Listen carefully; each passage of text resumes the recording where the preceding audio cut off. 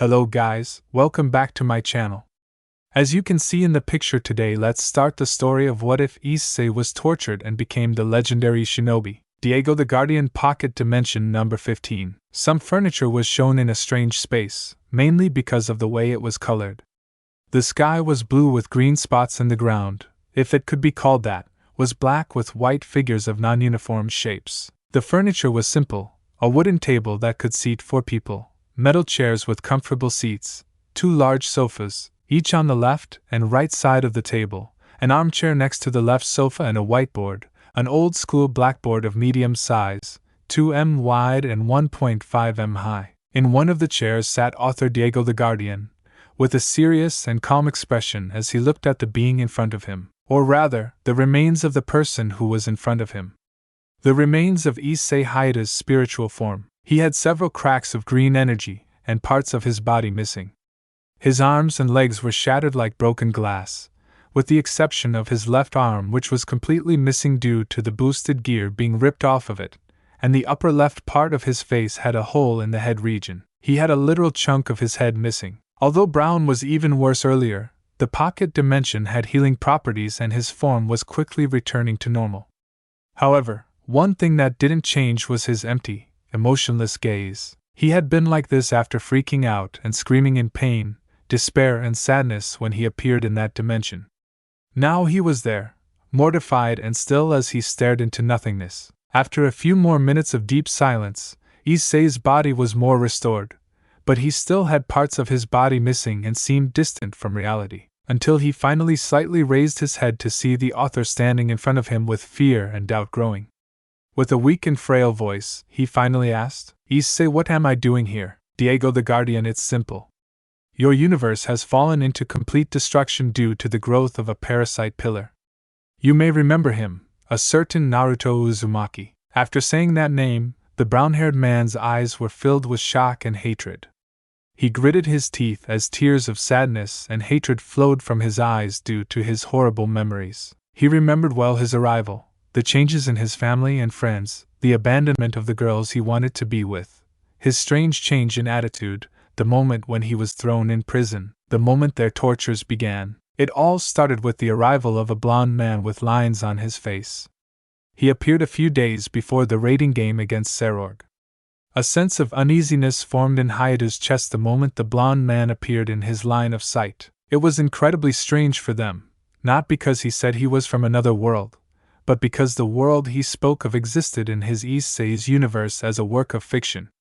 He was practically in front of a manga and anime character, and for some reason, only he noticed it. The others seemed to have no idea about it at all, especially Rias, who was a lover of Japanese culture and an otaku who had already watched several animes, including the one with the blonde man in front of her. But for some crazy reason, she had no memory of the existence of this work.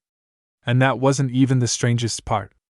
There was also her lack of self-control. He thought about asking who he was, and then he acted arrogantly and rudely. He tried to talk to Rias and the others, but he was also rude and acted worse than Riser towards them. When he wasn't seen by anyone, he could have better control over himself, but around a few people or crowds he acted horribly and idiotically. As for the blue-eyed blonde, he was quickly gaining the trust and affection of everyone around him, including the girls that Issei was creating romantic bonds with. The brown-haired man wanted to deny it. He wanted to believe that it was just in his head. However, he tried to be patient and tried to use as much self-control as he had to ask Rias and the other girls about Naruto when they met at the occult club. However, it was no different. He lost control of his body, and then began to act rude, arrogant, and even somewhat and possessive. In the end, Rias beat him using her power of destruction, giving him a large scar on his face. They then called him horrendous trash, disgusting pig, waste of air and many other things. But what broke him was when they said that Uzumaki was much better than him, that he was more of a man, more accommodating and even a person more worthy of being his fiancée. And they all agreed with the statement that the blonde was someone with even better genes to father their children. At that very moment, Rainer's voice could be heard laughing and mocking him, at how his efforts, sweat, blood, and even sacrifices were completely useless. thrown into the trash by the appearance of a random guy they met in less than 2 weeks. It was simply pathetic and hilarious for the hallucination that had the form of Hyoudou's fallen ex-girlfriend. However, unfortunately for Issei, his body moved on its own and the boosted gear appeared in his left hand and he charged towards Rias screaming. He tried to take back control, tried to dodge the blow, but even so something kept his body in the line of attack. That was until the Uzumaki appeared in front of him with a Rasengan in his right hand, hitting him in the chest and leaving a spiral-shaped scar and throwing him into the wall. Soon after, the blonde grabbed the redhead and placed his hands on her face as they approached and glued their lips together. This was the final straw for Hyoudou's sanity, but unfortunately it wouldn't be the only one. While he was having a panic attack, Rias called Surzex and told him to send Issei to prison for trying to assault her. Before long, he was in a prison in Tartarus, the deepest part of hell. Within days, he began to receive a routine of torture. He was being whipped, beaten, burned, cut, and given various other means of torture while being given a phoenix tear or healing magic when he was close to death. He screamed in pain day and night, but his cries of suffering were turned into insults towards Uzumaki, Gremory, and everyone involved with them. This made the guards angry and made them worsen his situation in prison. At times, some yokai, including even Kaneko and Kuroka, were sent to use their sage arts to cause him even more pain and even damage his soul. At other times, fallen and sacred magic users also helped to increase his moments of suffering. But the worst part was when they decided to hurt his mind with a video recorded by Rias and the other girls who exchanged him for the blonde. They gave themselves to the blonde and he saw everything.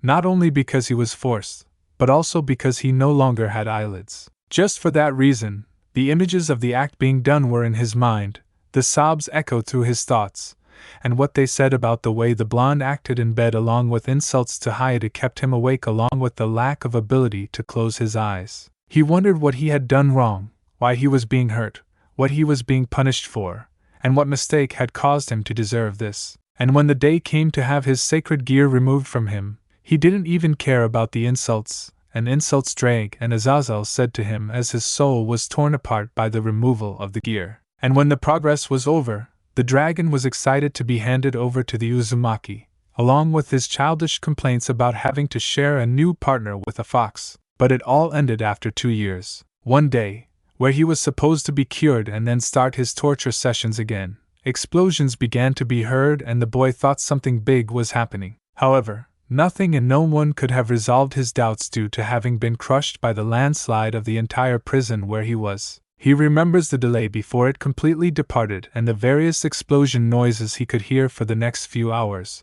even the lack of blood and the pressure of his body being crushed by debris. His mind wandered between memories and repressed emotions until he looked around at the being in front of him.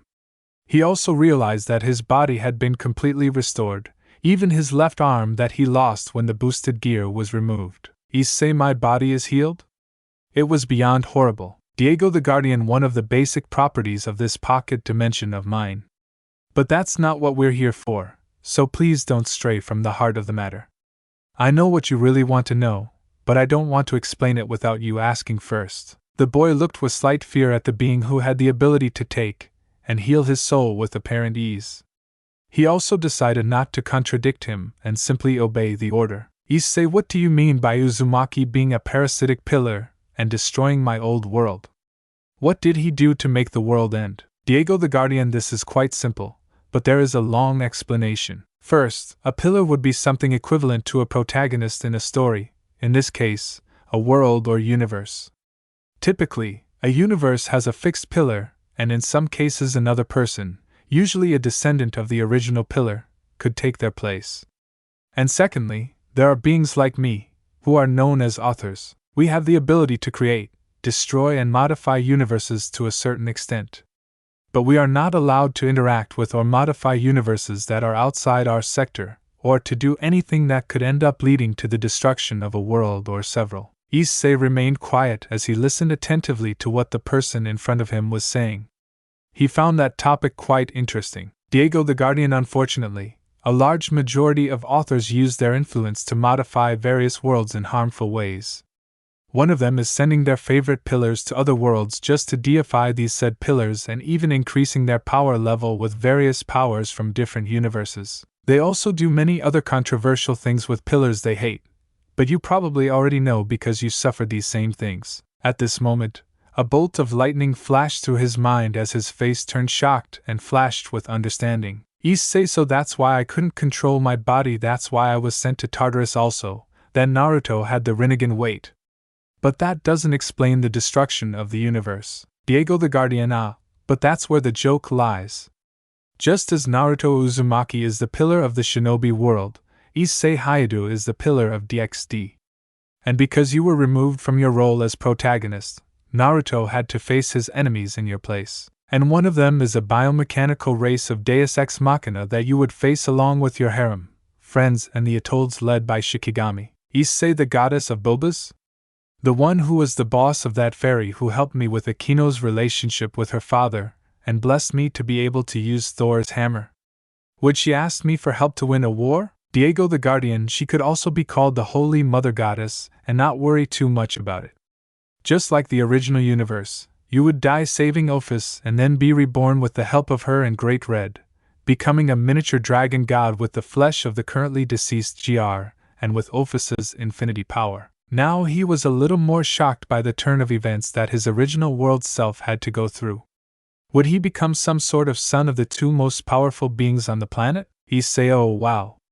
So the Evis destroyed my world because I didn't turn into a little Great Red? Diego the Guardian, almost entirely because of that. You see, Naruto was simply thrown from his universe to yours, which left a trail that could be used to locate his original universe. So, before coming to DxD, the Evis managed to reach the Shinobi world and obtain all the knowledge and material resources, including chakra, the bijus, and even people with special genetics. In addition, the Otsutsuki clan was after Kurama to use on a divine tree and managed to go to DxD using their space-time techniques. And since the two worlds were connected, those aliens were able to locate Naruto in their world and go after him. Issei, does that mean he had to fight two races of alien gods at the same time? A bell's sound rang 3 times in response to Issei's question, as if it was some sort of simple celebration. This left a trickle of water behind his head. Diego the Guardian, exactly. The two races ended up destroying his world, even while they were fighting each other. So, in short, his universe was destroyed by two great threats, one that was native to his universe and another that came from the Shinobi world brought by Naruto. And I must say, he died in such a tie way. He used a combination of Baryon mode and Juggernaut drive to fight Regala Melzoa and Saraselbis at the same time and still lost because he took too long with his endless monologues and extreme arrogance, which took his body to the limit of physical exhaustion. The best of all were 2 parts, when he tried to flirt with Saraselbis and tried to evangelize the 3 saying that he was once like them. Oh brother, it was so funny that I almost felt sorry for him being cut into pieces before he died. Hyoudou stood there thinking about it for a few seconds. That was a bit ironic actually. The Naruto Uzumaki he met and stole his life and everything he had was sent to be glorified as a divine hero. But it was he who caused the destruction of the world to which he was sent. Again, kind of ironic. However, this did not explain some of the doubts he had. Issei, okay, I understand that my world is gone and that I'm technically dead. I was basically a broken soul not long ago. Diego the Guardian, exactly. Your world, like many other variations of it, was destroyed by a parasitic pillar. Of course, sometimes some of these worlds last longer and are just distorted, but in the end they all follow the same course. Other variations? Apparently he's not the only Issei who's suffering for no reason across the multiverse. Issei, very well, but all this explanation isn't the reason I'm here, talking to you in this pocket dimension, right? The author didn't say a word in response and had a serious expression on his face. He lunged forward and walked over to the whiteboard and picked up a blue pilot that seemed to have appeared out of nowhere. Diego the Guardian, as I said before, the continuous attack of the Evis and the Otsutsukis destroyed their universe because it was too much for a single pillar to handle. This kind of thing only ends well in a joint effort of 2 universes helping each other. As he spoke, he drew a rather ugly drawing of a robot and a Kagaya next to 2 planets with 2 hands shaking between them. Between the planets and the two characters there was a VS, and at the end an arrow pointing to a good end. Diego the Guardian. Unfortunately, the footlicking authors are continually sending their favorite pillars to various worlds in the DxD multiverse just so that these protagonists can gain illogical powers, have like beasts in heat, and torture their alternate versions. The most used in these situations are Son Goku, Naruto Uzumaki, and Izuku Midoriya. Other pillars like Ichigo Kurosaki, Natsu Drangnil, and Shiro Amiya are also sent to do the same, but not as much as the others. Although lately the number of these universes has been growing. And even if we destroyed some of these worlds, it wouldn't do any good because it's basically an infestation already. He finished with the drawing he was making. There were the heads of the aforementioned along with an arrow pointing to a DxD next to them. Along with that, a stick figure named Ball ing God on top of the others. There were also other things like magic from other worlds, Dijitsus, Knights of the Zodiac armor, reincarnation of other characters, and several other things. Diego the Guardian, however. In a way, we can balance the scales. Some authors have sent Isseis to other worlds and helped them restart their lives in different ways. And that's where we come in. I'm giving you a chance to get your life back and even your power back. But you have to take the last one back with your own hands. Issei sending me to another world? Couldn't that cause more problems like the one with Naruto I met? Diego the Guardian. Not really. Listen carefully.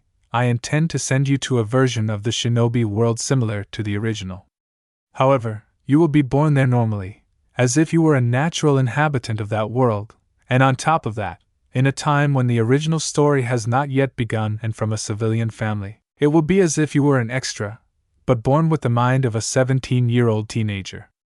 Of course, I plan on giving you a slight advantage, but my superiors have forbidden me from giving you a very flashy power so that the timeline is not ruined, considering that the future of this universe is not good. Issei, what's wrong with this version of Naruto's world? He asked calmly.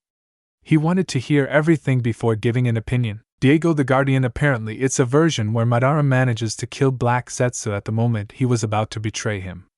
That's why I want to send you to this one in particular. The power level of the original Naruto universe has grown to an abnormal level, and with the right resources, you can rival and even surpass the current power level of the original Issei.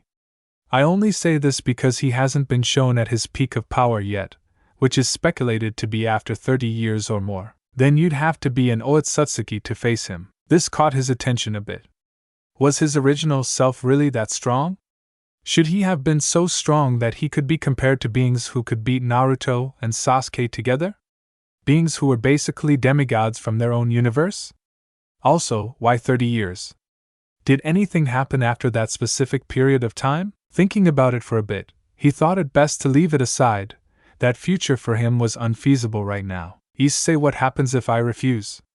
What will you do to me if I don't want to go? Diego the Guardian, I should either send you to someone designated so that your soul can be reborn as another Issei, or you should be sent to a universe where we let some individuals stay until we have a solution to your outcast condition. A kind of shelter for nomads, if you want a comparison. And of course, your memories should be erased so that you can be returned to your essence. The brown man nodded, understanding what the being in front of him was saying. It seemed to be very problematic for a person to be reborn with memories that made him upset. But even so, going to a universe where he had the face of the person who ruined his life was strange. He knew it was a different Naruto and that it had nothing to do with the one he knew, but it was still strange. On the other hand, that world had techniques and abilities that had a lot of potential. It was nothing like the sacred gear and demonic powers he was used to, but it was still incredible. And best of all, he could learn almost any technique that existed in that world as long as he had the training, guidance, and followed the right path. After thinking for a while, he still had one thing to make a definitive decision on. This was something simple that he needed to know so that he wouldn't regret it later. Issei, can I choose a few things I want? They're pretty simple and I don't think it'll cause a big stir. Diego the Guardian, it depends. Tell me what it is and I'll tell you if you can or can't, because I need to keep you safe too. Especially since it's a system, this is something that was completely forbidden for me to give you. I'm even making one that's very simple, but it's incomplete, he says, sitting down again and leaving the brown-haired man with a shocked look for a while. Issei, I wanted my family to be with me. They don't necessarily need to remember our old home and world. Diego the Guardian smiles. It's quite simple really.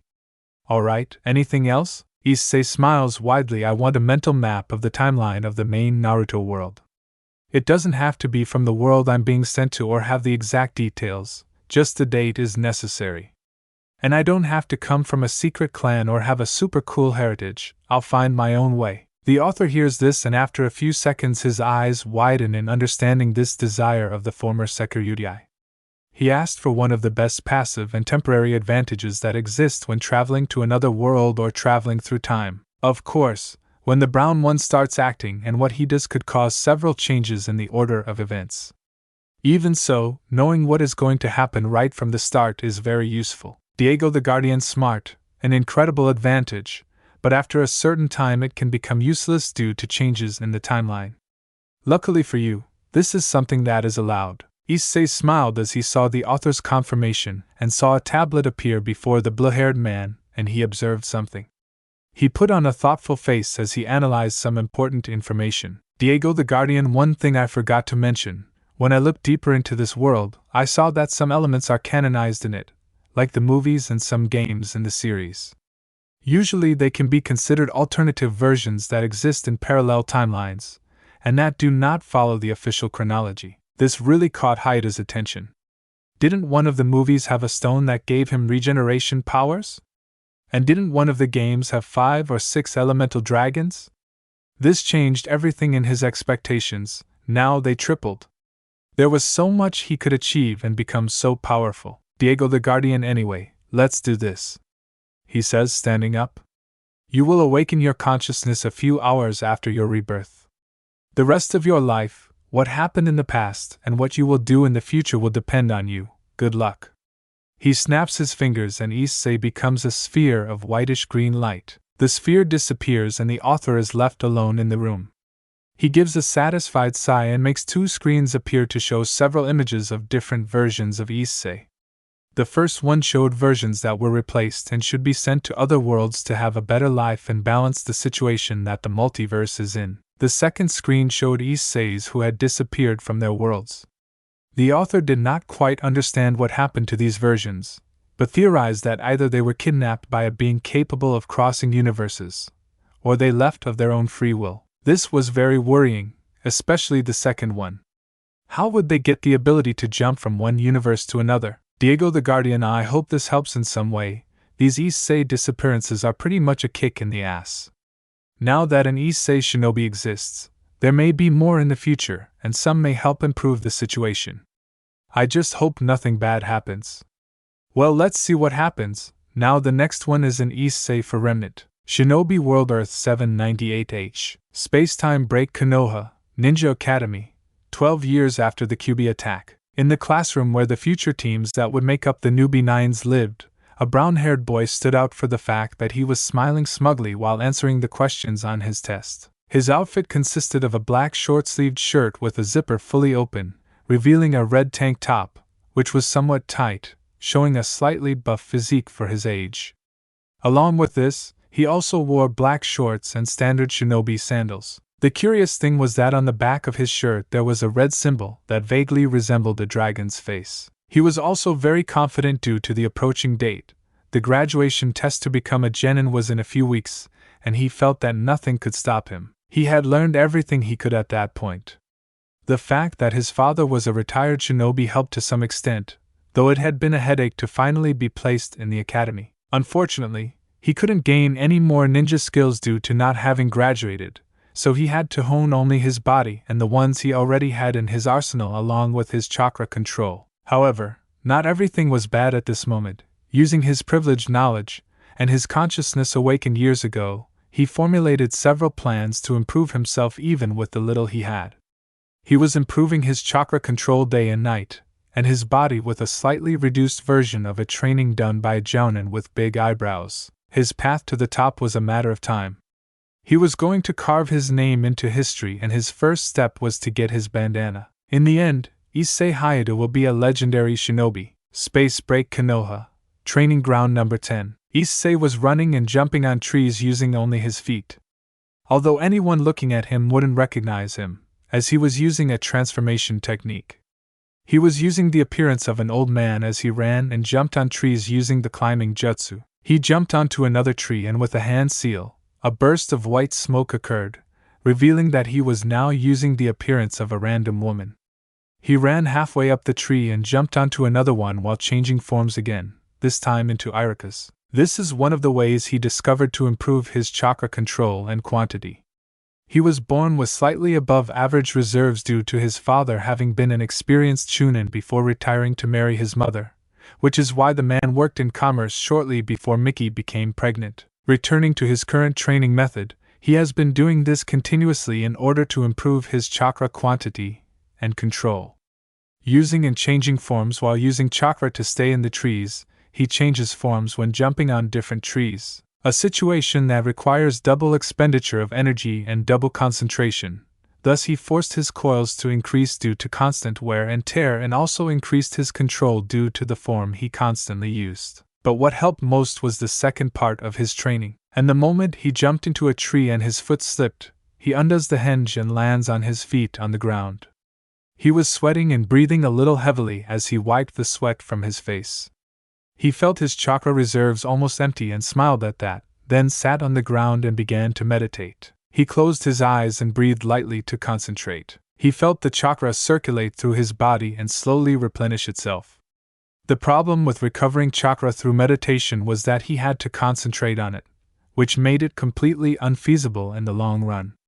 At least his concentration and focus improved more, and he had been doing this since he was 9 years old. And despite knowing the water walking technique, he still couldn't stay transformed and walk in the water for a long time. He could have already achieved both of these things with ease if it weren't for two things: training time and staying out of the spotlight. He trained in the ninja academy and outside of it, but he couldn't just stop doing essential things like resting, sleeping, eating, and socializing with other people, especially his own family. In addition, he needed to form bonds with some of the main characters and more people to know what was going on around him and compare it to what he knew from the original work. In addition, he wanted to socialize again. Spending a few years in a prison and some more time as a baby didn't help much. He wanted to talk and meet people for God's sake, and the other was obvious. Even if he didn't receive the knowledge of any technique, every Naruto fan knows the principle of shadow clones and even the Rasengan. But would it be normal for a nobody to be able to obtain a rank B jutsu that was the basis for a rank A kinjutsu? Of course not. He would be arrested, and his mind would be invaded by some member of Ino's clan. That is, if they don't go after his parents first and accuse them of treason against the village. In other words, everything bad could happen if he made one wrong move. Fortunately, it was only a matter of time before he gained enough chakra to fulfill what he needed to become one of the most powerful beings in this world. Seal a bijou into yourself. Obviously, he didn't have the exact knowledge to seal even a weapon in a scroll, but he knew that he needed an incredibly large amount of chakra to accomplish such a feat, and knowledge wouldn't exactly be a problem. He just had to learn it after graduating. His father confirmed that there were sealing techniques in the village's archives library when he was still working as a shinobi, but according to his old man it gave him a headache just seeing the symbols. But despite this, Issei recognized the potential of few ninjutsu techniques. Sealing techniques were some of the most versatile in existence, and had a variety of capabilities. Orochimaru is a great example, considering that he was able to resurrect himself through a seal on other people, and this was one of the few examples. In addition to having the seals that were their objective, those capable of sealing the bijus in people and using their powers. After all, there were only a few ways for him to become someone really strong: becoming a Jinchuriki, stealing a Dijitsu, mastering Senjutsu, becoming an experiment of Orochimaru, and obtaining rare and rank S justice, like the Hiraishin. But he shouldn't worry about that now. He had to increase his own power first, then he would try to make a deal with a bijou. If he was lucky at least. When he opened his eyes he realized that it was night, and the next day would be the final graduation test. The day that Naruto would be manipulated and steal the Hokage's secret scroll. The one that contained several incredible high-level techniques. Leaving that aside, he got up and went home. His mother would rip his ears off if he was late again. Time skip next day. Issei POVs on. I was in the gym room as I crossed my arms to support my head. I watched the blonde Uzumaki being scolded by Irika. Laughter ran throughout the room along with my muffled laugh. This was still funny, especially since it was live. After a few moments to calm the situation, Irika ordered all the students to go to the testing room to perform the cloning jutsu. Looking out of the corner of my eye, I could see Naruto desperate to know the test. Minutes passed until I saw Naruto's other friends go to the testing room and obviously passing. I wasn't worried. I had already managed to pass the other 2 tests, and was already very good at all 3 basic techniques that the academy required and a few others. In other words, 0 worries. Despite this, I could only truly evolve when I got a Junin Sensei or went to the archives library after joining the Genin Corps, which I also discovered existed. I let go of those thoughts when my name was called. It was finally his turn. I was almost ready to sleep. Issei POVs off. Time break. All the students in the academy were celebrating and bragging about their headbands. Although 2 students were acting differently. Issei was leaning against the wall, while putting on a satisfied smile and talking to some of the other graduated students. But he was looking askance at the Uzumaki on the swing, until he was approached by Mizuki, a big disposable SOB. He also noticed that Irika and Hiruzen were talking and decided to leave right away when he noticed the blonde and Orochimaru's follower leaving. He wasn't too worried, and even if he was, he wouldn't intrude at this moment, even though it was his only chance to gain access to Konoha's legendary Forbidden Scroll, and possibly obtain and copy the instructions for the 4 symbols seal that were most likely on that scroll. It was too risky for him. Again, a genin, son of a civilian family, parents who could be threatened with death, high level of being accused of treason, too many risks to face. Too weak to protect what he loved. That being the case, it was best to return home and wait for all the commotion created by Mizuki to die down and for teams to be created tomorrow. Issei quickly had a thought as he walked away from the academy. Issei, if my current role is that of a spectator extra, or something like that, who will be part of my team and be the Junin Sensei? Even though it came out of nowhere, it was still valid. In the original work, only the important teams were mentioned, while the rest were ignored. So he will probably be on a team with 2 other extras and a low-ranking jounin as his sensei. The original version of Shinobi World already showed that the only important jounins were those from Teams 7, 8, 9 and Team Guy. At least the ones that have greater relevance. It is very likely that some of the teams were not approved by their jounin teachers. And on top of that, a good part of the beginner shinobi teams, and some that are still active, did not have a good mentality regarding training. Most of the kunoichi genin were on diets, something completely unnecessary if they trained properly. A good example was Sakura and Ino. Both had good chakra control, with the pink-haired one often superior to the blonde, and so both had talent for medical ninjutsu. Especially Sakura, who achieved the 100 strength seal, the ninjutsu and fuinjutsu considered the pinnacle of chakra control. Haruno achieved this feat in the future by always using the necessary amount of chakra for any ninja technique.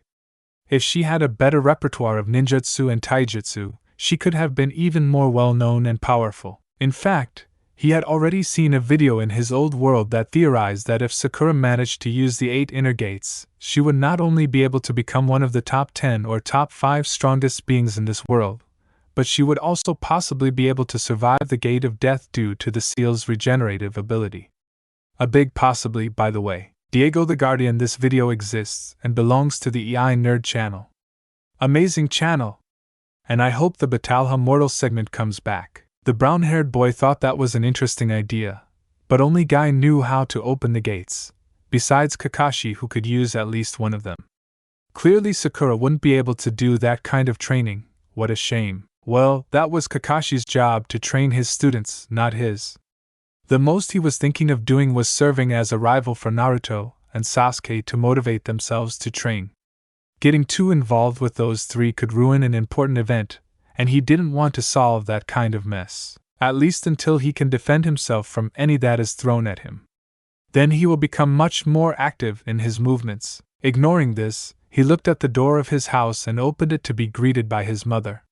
She was the same as in his old life and was looking at him in surprise with the bandana on her forehead. Issei Okayasan, I'm back. And I have good news, he says, moving his headband slightly. Mickey smiles slightly welcome.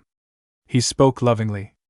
your father will be arriving a little later today. Time skip orientation day. Issei looked at the ceiling in a disinterested manner as he ignored the random conversations of the other students.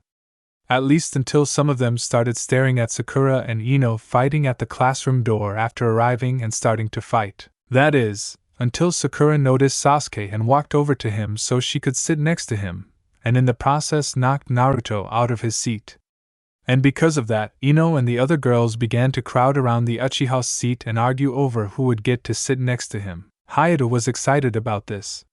The most iconic scene of this universe in the classic period. He focused completely on the direction of the commotion and sat up straight in his seat and smiled broadly. While the girls were arguing, Naruto stood up and climbed onto the table and began to stare at Sasuke, who was staring at the blonde coldly. It was even possible to see lightning coming out of his eyes. The girls began to complain to Naruto and asked Sasuke to hit the Uzumaki in the face. That was until the genin who was in front of Naruto and Sasuke moved his arm back unnaturally, consequently hitting an unsuspecting Naruto with his elbow and tilting him enough to make his and Sasuke's lips meet. A deafening silence permeated the entire room. And unable to bear it, Issei quickly gave in to the temptation of nonsense. Issei, you two are pretty close friends, aren't you? In the next instant, three things happened. The boys burst out laughing, the girls screamed in anger, and Naruto and Sasuke backed away as they looked like they were going to vomit while holding their own necks and looking a little pale. Internally, Sasuke begins to curse both Naruto and Issei, the latter for making this moment even more awkward. While Naruto felt his mouth was becoming bitter and rotten while also telling Hyoudou to off. One thing the two hated was Hyoudou's jokes at certain inconvenient moments, especially involving the two of them. The brown one couldn't help it. This was one of his sources of amusement. Naruto, how horrible! Issei, relax Naruto, the first kiss is always something unforgettable. Naruto, you, Arobaka. Issei, the fact that you curse me like that shows your hypocrisy and increases my satisfaction. Besides, it's not me you should be worrying about, he says while pointing at the girls who were practically smoking and shooting fire from their nostrils and eyes. Sakura, Naruto, snap your fingers. You're so dead. A few minutes later, Naruto was beaten and Iruka gave a short speech about how the teams were formed, catching the attention of Naruto, Sakura and Ino, with the two subtly arguing about who would be on the Uchiha team. With the first teams being called, boredom was starting to linger in the room. However, Issei was wondering what he should learn first, elementary jutsu or fuinjutsu. Besides that, he needed a fighting style of his own and maybe even a weapon of his own. Along with that, he should find an excuse to use the Kagebushins. If he succeeded in that, he would be able to speed up his training a lot, being able to learn jutsu and seals at the same time. He was snapped out of his thoughts when his name was called. Iruka keep 6, Issei Hyoudou, Hikari Honda and Aoi Oziu. Sensei, Taiga Tamura. The cry of disappointment came from the two girls as Issei glanced at them quickly and returned to his plans. He wasn't too worried about his possible teammates, he didn't really care much about them. They were practically a Sakura and Ino, only they seemed to be worse. They were practically crying and even chewing on the bandanas they had removed from their foreheads. In other words, they were total fangirls, and from the looks of it, they weren't going to improve in personality. After that, the teams remained the same and Naruto's complaints also continued along with the rest of Iruka's explanations. When the teacher dismissed the students, some left together and others just wanted to complain about their partners, especially the girls who wanted to be with Sasuke, his companions included. In the end, he decided to eat a snack and sleep somewhere to wait for the team senseis, and he did exactly that. Later, most of the teams had already left with their jounins in charge, and some genins seemed to want to sleep on site. This gave Issei time to weigh the pros and cons of what he should focus on at the moment, and for now he was just resting his head on his arms as he tried to doze off. But the girls on his team were whispering about Sakura's luck and their bad luck for being with Hyoudou. The worst part is that the two of them were close to him. They didn't even have the slightest decency to say that away from him. Fortunately, a man came in calling for Team 6, the one called Taiga Tamura. He wore a standard jounin outfit, had black hair, brown eyes, and a muscular build. His face indicated a somewhat calm expression, but he seemed displeased. Perhaps he didn't want to have to teach the team he was assigned. The young Hyoudou answered the Jounin's call while the other two girls were reluctantly leaving. Before leaving, the brown-haired boy wished good luck to the rest of the genins who were still in the room and at the end said that he wished even more for Sasuke. The brunette let out an unfortunately, that's right, while Sakura scowled and Naruto cursed him. Annoying these three was really good. Following the Jounin, they went to a spot on the rooftop of the academy where the man began to quickly explain about the final test to become a true genin. Needless to say, the two rookie kunoichis were confused by this, and Issei had to pretend to be confused as well. The adult snorted as he said that the orientation was only to select who had the ability to become genin. The Jounin was responsible for approving whether or not it was worth letting the team work together, and seeing if they should return to the academy or be directed to the genin corps if they demonstrated the minimum necessary talent. The girls were shocked as Issei held his hair to look shocked.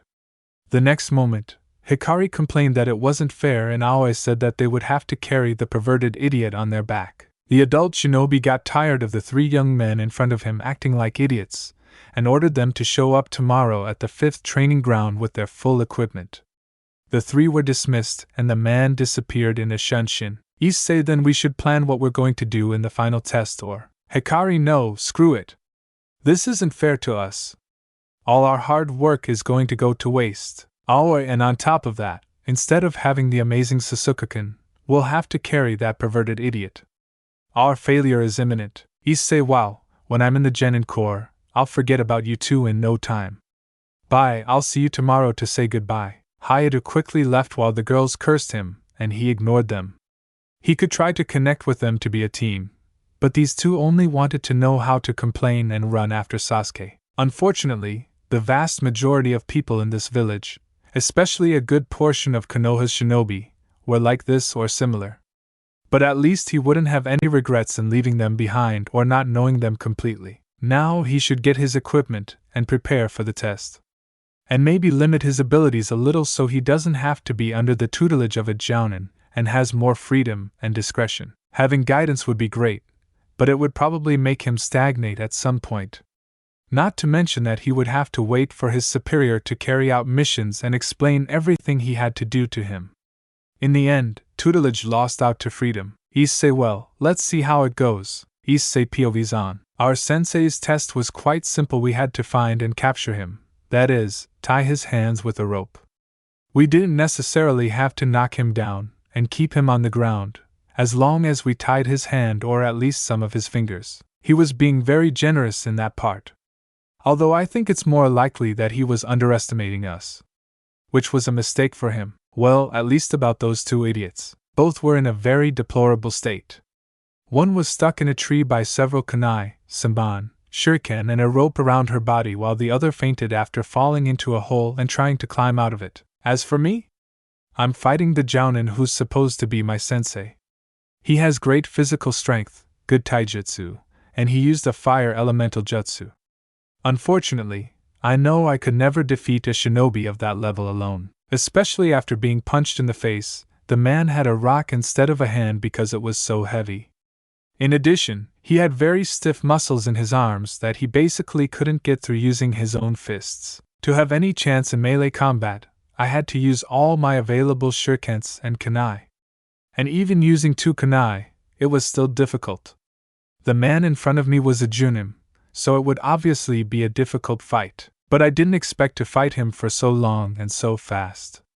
Those two fell very quickly. In half an hour the one from Hikari was the one who fell into the hole trap. Although the thing is very deep, how many meters was it? 10 meters maybe? It was probably done with some earth element jutsu. A fist flew past my head as I tried to stab Taiga's face. I tried to strike his arm with one of my kunai, but he dodged it and landed another blow on my chest. The bastard really knows how to pack a punch. I need to keep my distance for a moment.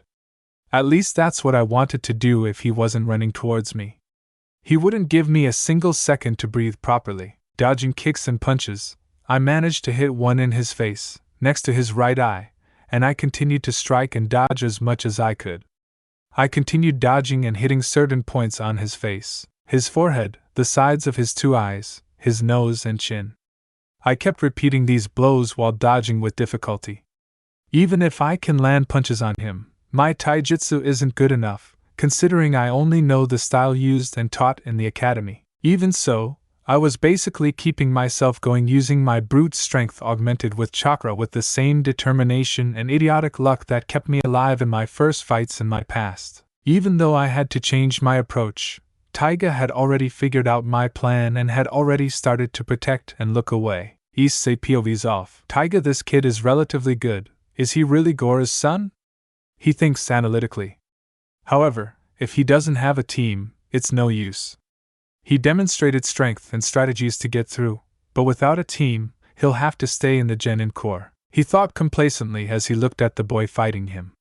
The other two girls were far below the level of adept and had very weak mentalities. Unlike the young Hyoudou, who was attacking him head-on without any fear of being injured and fought in a way that he could maintain energy or find ways to weaken the jounin as quickly as possible, along with good skill with his ninja weapons, especially the two kunais he was using. The young Hyoudou also demonstrated good mastery with a good part of the basic techniques taught at the academy and outside it. Not long ago they fought on the trunk of a large tree.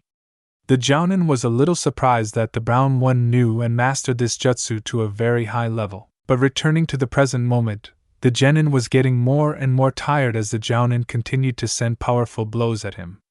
Dodge, strike, move away, dodge and strike. This repeated itself over and over again in Hyoudu's vision until he was forced to start running from his sensei, the same one who was preparing another fire jutsu, and one very familiar to Issei. Issei, oh what the hell? He thought as he moved away using Shunshin. Taiga Katan Jutsu Bola de Fogo. A large fireball is shot towards the young Hyoudou, who is going faster and faster. Fortunately, or his luck, he is not hit by the large flame that is coming towards him. Although he was hit by the explosion, he was only thrown 2 times. The boy would have gotten up and continued fighting, if it weren't for the kunai at his throat. He looked out of the corner of his eye and saw Taiga at his back.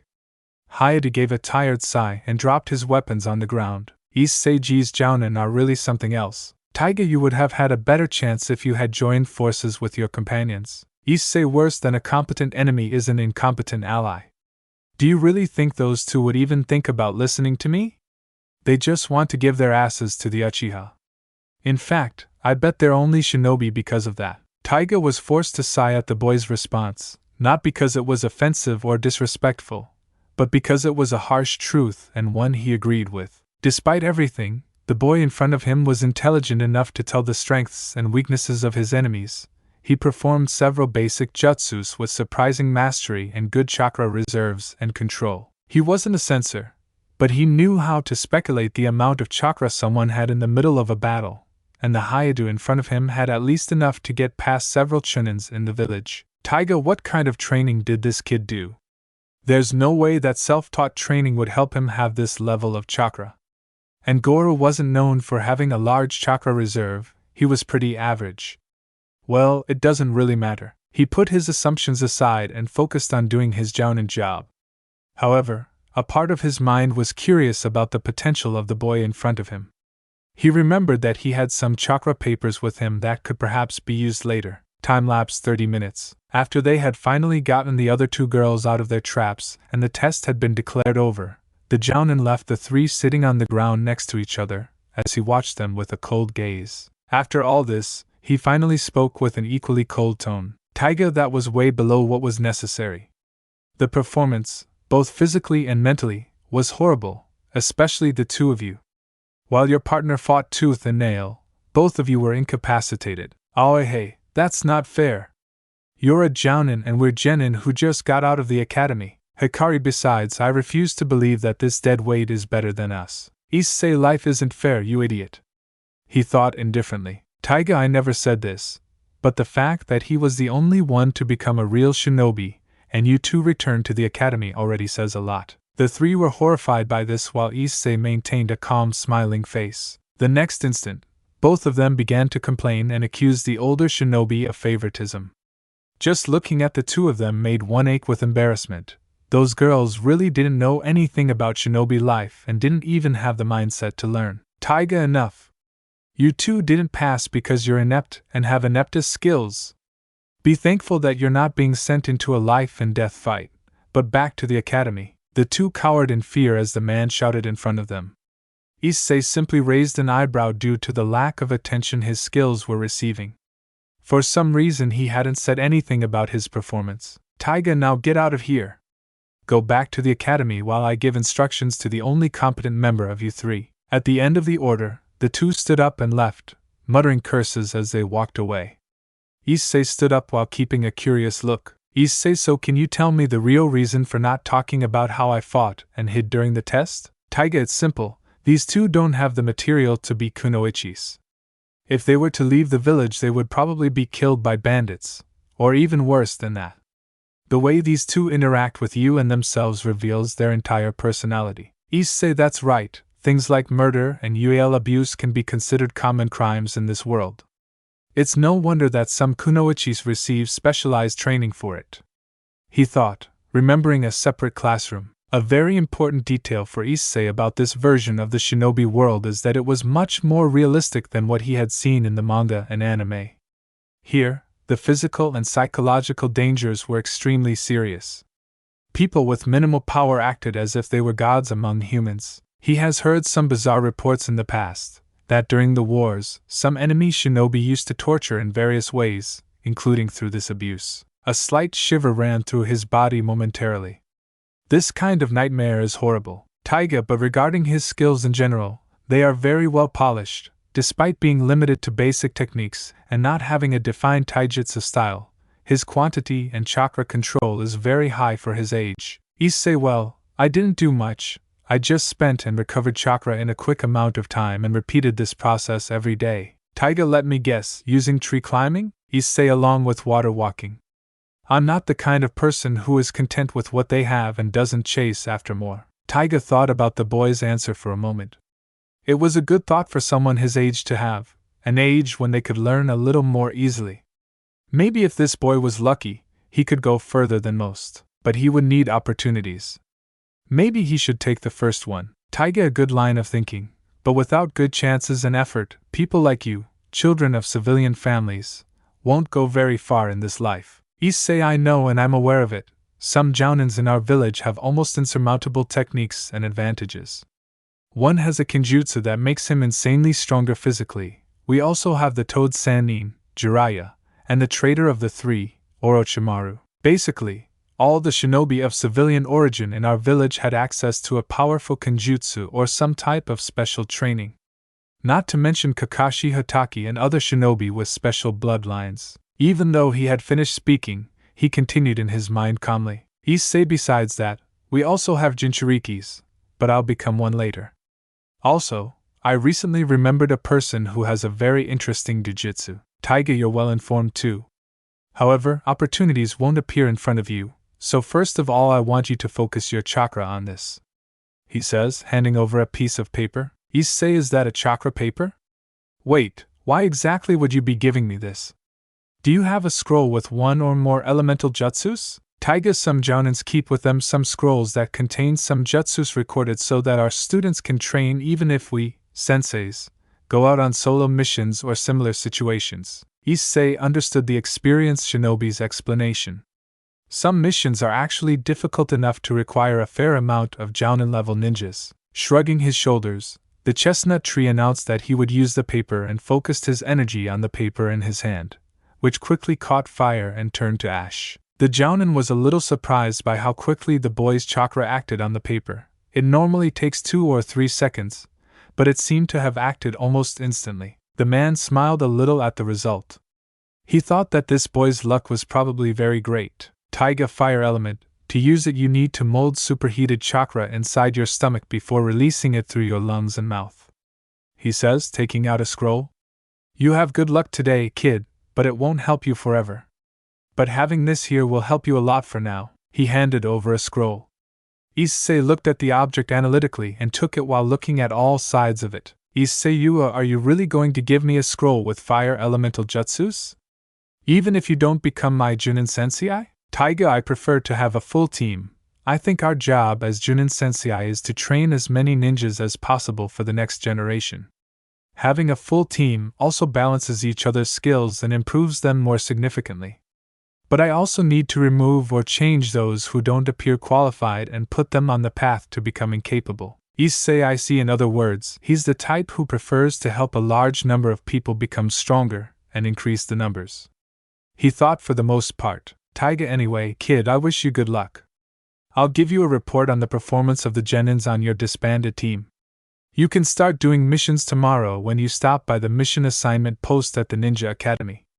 Oh, and when you've mastered all the jutsus, hand the scroll over to the receptionist at the archives library. I'll see you if life brings us together again, he said, leaving in a shunshin. After the jounin left, Issei stared at the scroll in his hand as he looked with a somewhat sad smile. Issei, I'm pretty lucky, aren't I? But that's not what I need to be strong. I need to get results with my own hands, he said as he sat down and opened the scroll. Time skipped 1 week later. Issei POVs on. The days passed quickly for me, the youngest of the Hyoudou family. I almost didn't notice because I was half absorbed in my training to master the 3 jutsus that the jounin provided me, and there were 3 rank CS to boot. They are as follows: Katon Great Fireball Jutsu, Katon Phoenix Flower Jutsu, and lastly Katon Fire Style Flame Bombs. I decided that I should first master the Great Fireball, which would probably be the most destructive jutsu in my arsenal at the moment. Besides, the Uchiha used this jutsu as a rite of passage, making it much more favored. Even though I wasn't an Uchiha, I wanted to use this kind of thinking as motivation. Not to mention that at that time, Sasuke already had a good command of this technique. I have to strengthen myself to be at a level close to his and Naruto's to at least keep up with them at 90% of their capabilities. Of course, later I will need a futon jutsu to further increase the range and power of my fire techniques. But I will leave it for later. I must master those first. I've spent the last few days trying only to fail and try again while hurting my hands and mouth to perform the technique. Right now, I'm back at Training Ground 10 doing the hand seals corresponding to the jutsu: snake, sheep, monkey, boar, horse, and tiger. After that, the chakra in my body is heated and I lean back slightly, then I head forward and then a large ball of fire comes out of my mouth and stays in front of me for a few moments until it disappears when I stop using my chakra in the jutsu. It was quite large, a little bigger than me, and it left a crater in the ground in front of me. I had done it! I mastered one of the most iconic jutsus in this world and one of the most used by the protagonist's rival. You are now a man, Issei. Be proud of that, although I'm being too hasty to think that this alone is an important thing. In the future, Sasuke will be able to launch several of these here consecutively while in his perfect Susanoo. An absolute defense and attack, or rather, a giant chakra tank with legs and arms that shoots fire and lightning, and I don't have much to match or circumvent that. If I had Tsunade or Guy's physical strength, I would even improve a little. No, I can't think like that. I have 3 years, almost 4 maybe, to prepare myself for this. Speaking of preparing, I'd better rest a bit, and then go to the archives library and get instructions on some taijutsu or fuinjutsu. That said, I just have to test it a few more times until my chakra runs out. I start making hand seals and the chakra inside me heats up again. Issei POVs off. Time and space break. Konoha Archives Library. Issei was a bit nervous as he looked at the front of the archives library building.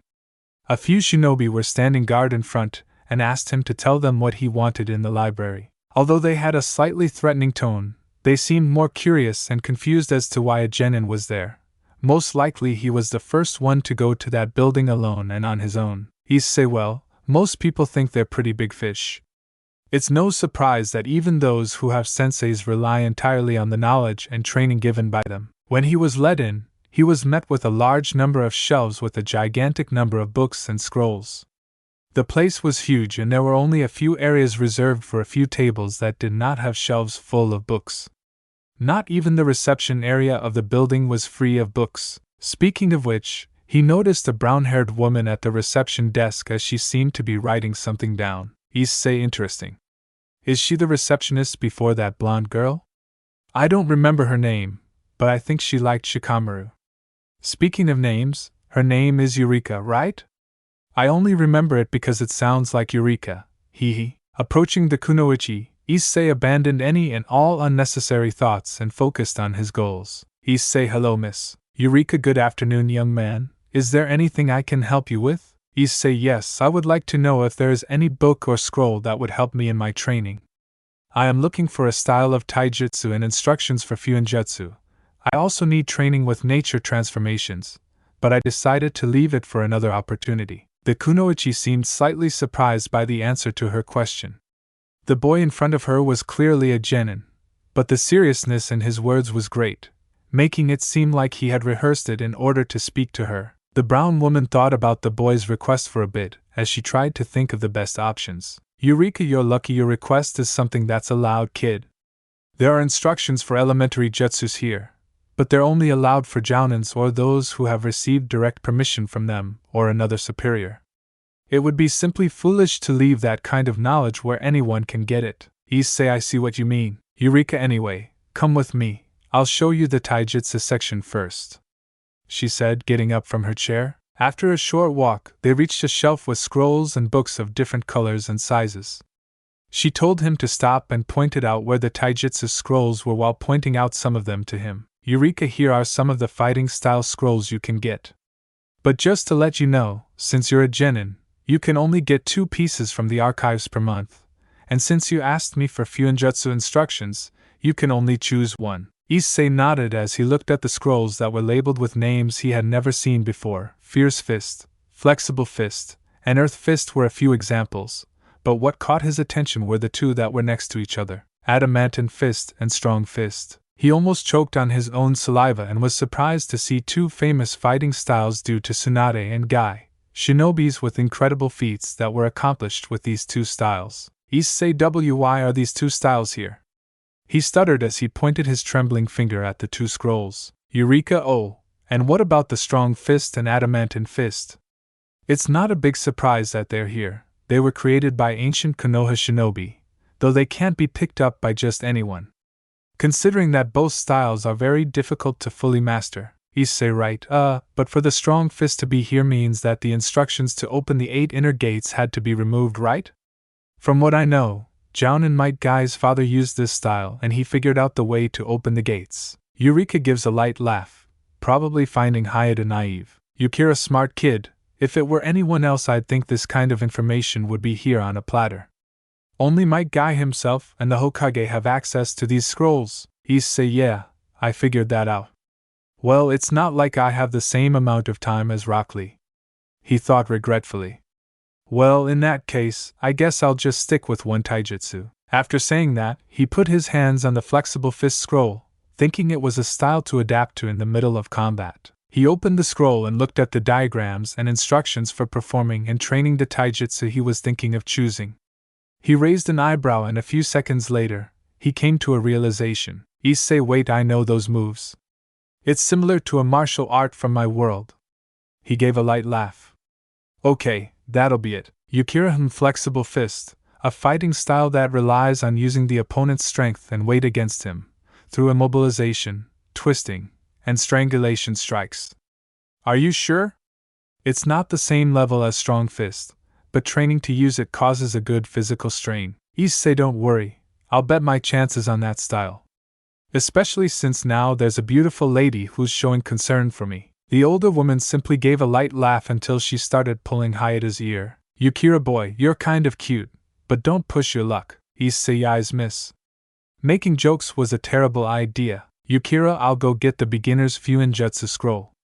Remember to return it in a month or less, he said as he left. Issei, it'll be a lot less than you think. I just need to meet with the future strongest and most important team in Konoha. Time skip 4 days later. Time 937. Issei was starting to put the second step of his plan in place to speed up his training. It was something relatively simple. He would look for Team 7, annoy Naruto. The blonde would want to get satisfaction in a fight and they would bet on a jutsu. And since at that time Naruto liked to show off to Sakura and prove his strength so Sasuke would respect him, he would gladly accept. But that was Plan A. Plan B is to try to bargain with the blonde, especially because he knew techniques that Kakashi should teach in the middle of a mission. But if the 3 knew about tree climbing and water walking beforehand, it could even be beneficial for everyone and their mission could have a better result. And of course, now he had a fighting style much better than the one taught at the academy.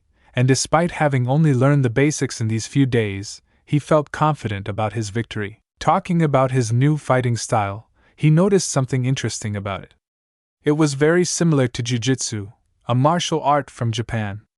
Although it was slightly modified, it had slightly more brutal movements. In addition to having some punches and kicks to weaken the opponent and help in immobilization. Whether this already existed here or was an intervention by that being called the author, he would be very grateful. It was like having a reminder of home. Even though he had never practiced it in his past life, it reminded him a lot of his old homeland. Unfortunately, he only got a brief look at the Fuinjutsu scroll, but at least he figured out what seals he got from it. The way to store and remove objects from a scroll and how to create bomb wrappers.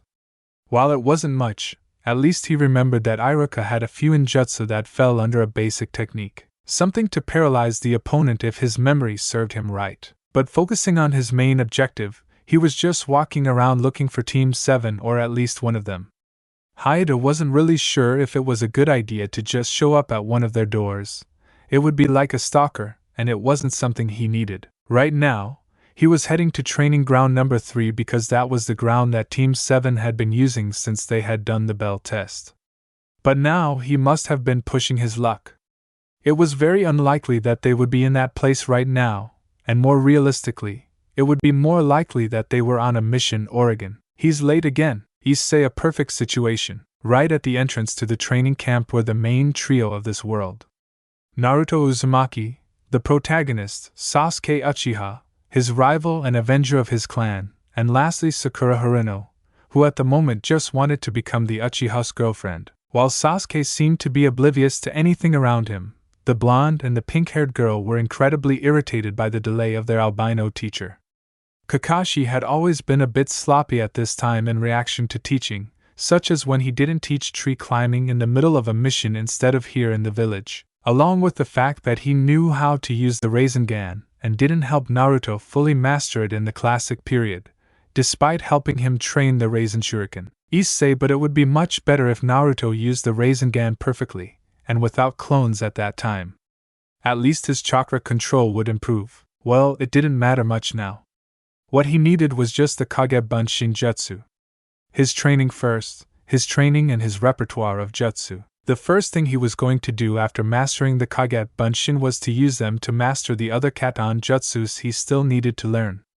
That's why he was interacting with Team 7 earlier than he wanted to. Issei, hey guys. You haven't killed each other yet, have you?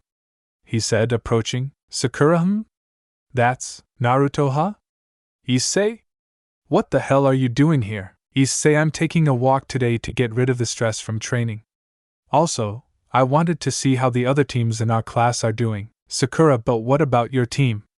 Shouldn't Aoi and Hikari be with you? Issei, I don't have a team.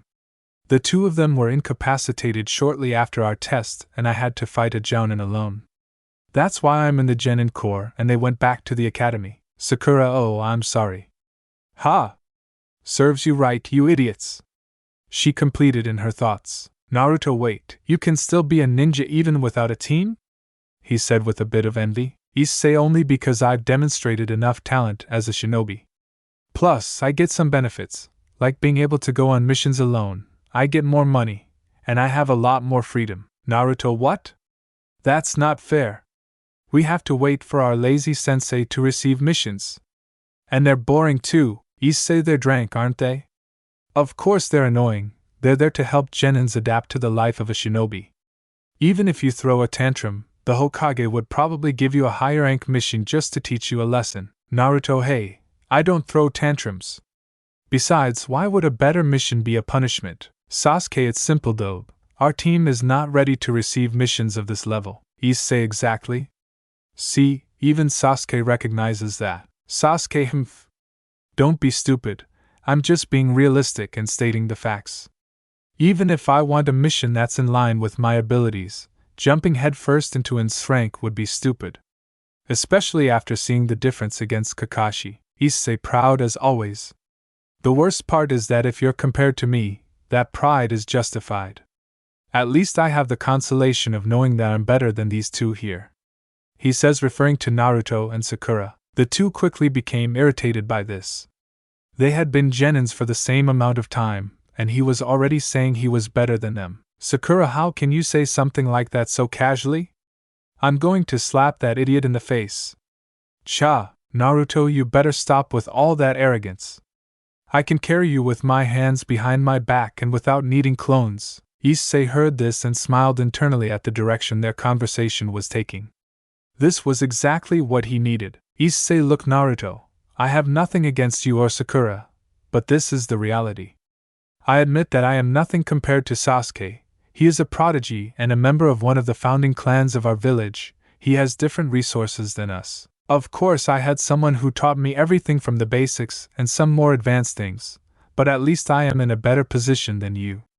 Mainly because I have a really cool jutsu now, he said, pointing to both of them. At the same moment, veins practically exploded on the blonde Uzumaki's head while Sasuke focused his eyes on Hyoudou. Probably because the brown-haired man had mentioned that the Uchihas helped in the creation of the village. This was not something that was mentioned much in modern times. Naruto, you think you're too much for someone who probably doesn't even know that jutsu. You haven't even proven that you have a new jutsu. Issei Katon Great Fireball Jutsu. The seals are snake, ram, and no. I'm not going to explain a jutsu for free. Sakura, he's making this up, right? Sasuke, that's right. It was just the first two hand seals. But he's not lying. Issei chuckled a little as Naruto glared accusingly at his black-haired companion, and Sakura was confused about who to defend between the blonde and the emo, although she found the brown-haired man's sudden smile strange. Issei, you know, how about if this gets more interesting? Naruto, huh? Interesting how? Issei, you said you don't need clones to beat me. I want to see if that's really true. Sakura, Issei? Issei, let's do this. We create a small arena and fight using only our fists. No chakra, no jutsus, no fireballs, and no clones, as you said. And in the end, the winner takes home a prize. Naruto, prize? What prize? He asked, looking very interested. Issei, like I said, I wouldn't teach you a jutsu of mine for free. However, if I bet it on a fight, I might teach it to someone. He spoke in a slightly smug tone as he crossed his arms. Naruto seemed to understand what he was saying, especially after a smile appeared on his face. Naruto, oh, you bet you'll teach me, Databeo. Sakura, guys, isn't this going a bit too far? We still have to wait for Kakashi-sensei. Issei, of course, if I bet a jutsu, you have to do the same. Besides, Sakura, I have a feeling your teacher will probably be gone for another hour or two. Sakura, Sasuke-kun? I called him for help. Sasuke, let these idiots sort it out on their own, he said without giving it any importance. Issei, okay, a fire jutsu for a cloning jutsu. Okay, Blondie? He said, extending his hand. Naruto, you can believe it, Databeo. He squeezed his hand tightly. Issei, okay, a branch will be enough to mark the spot.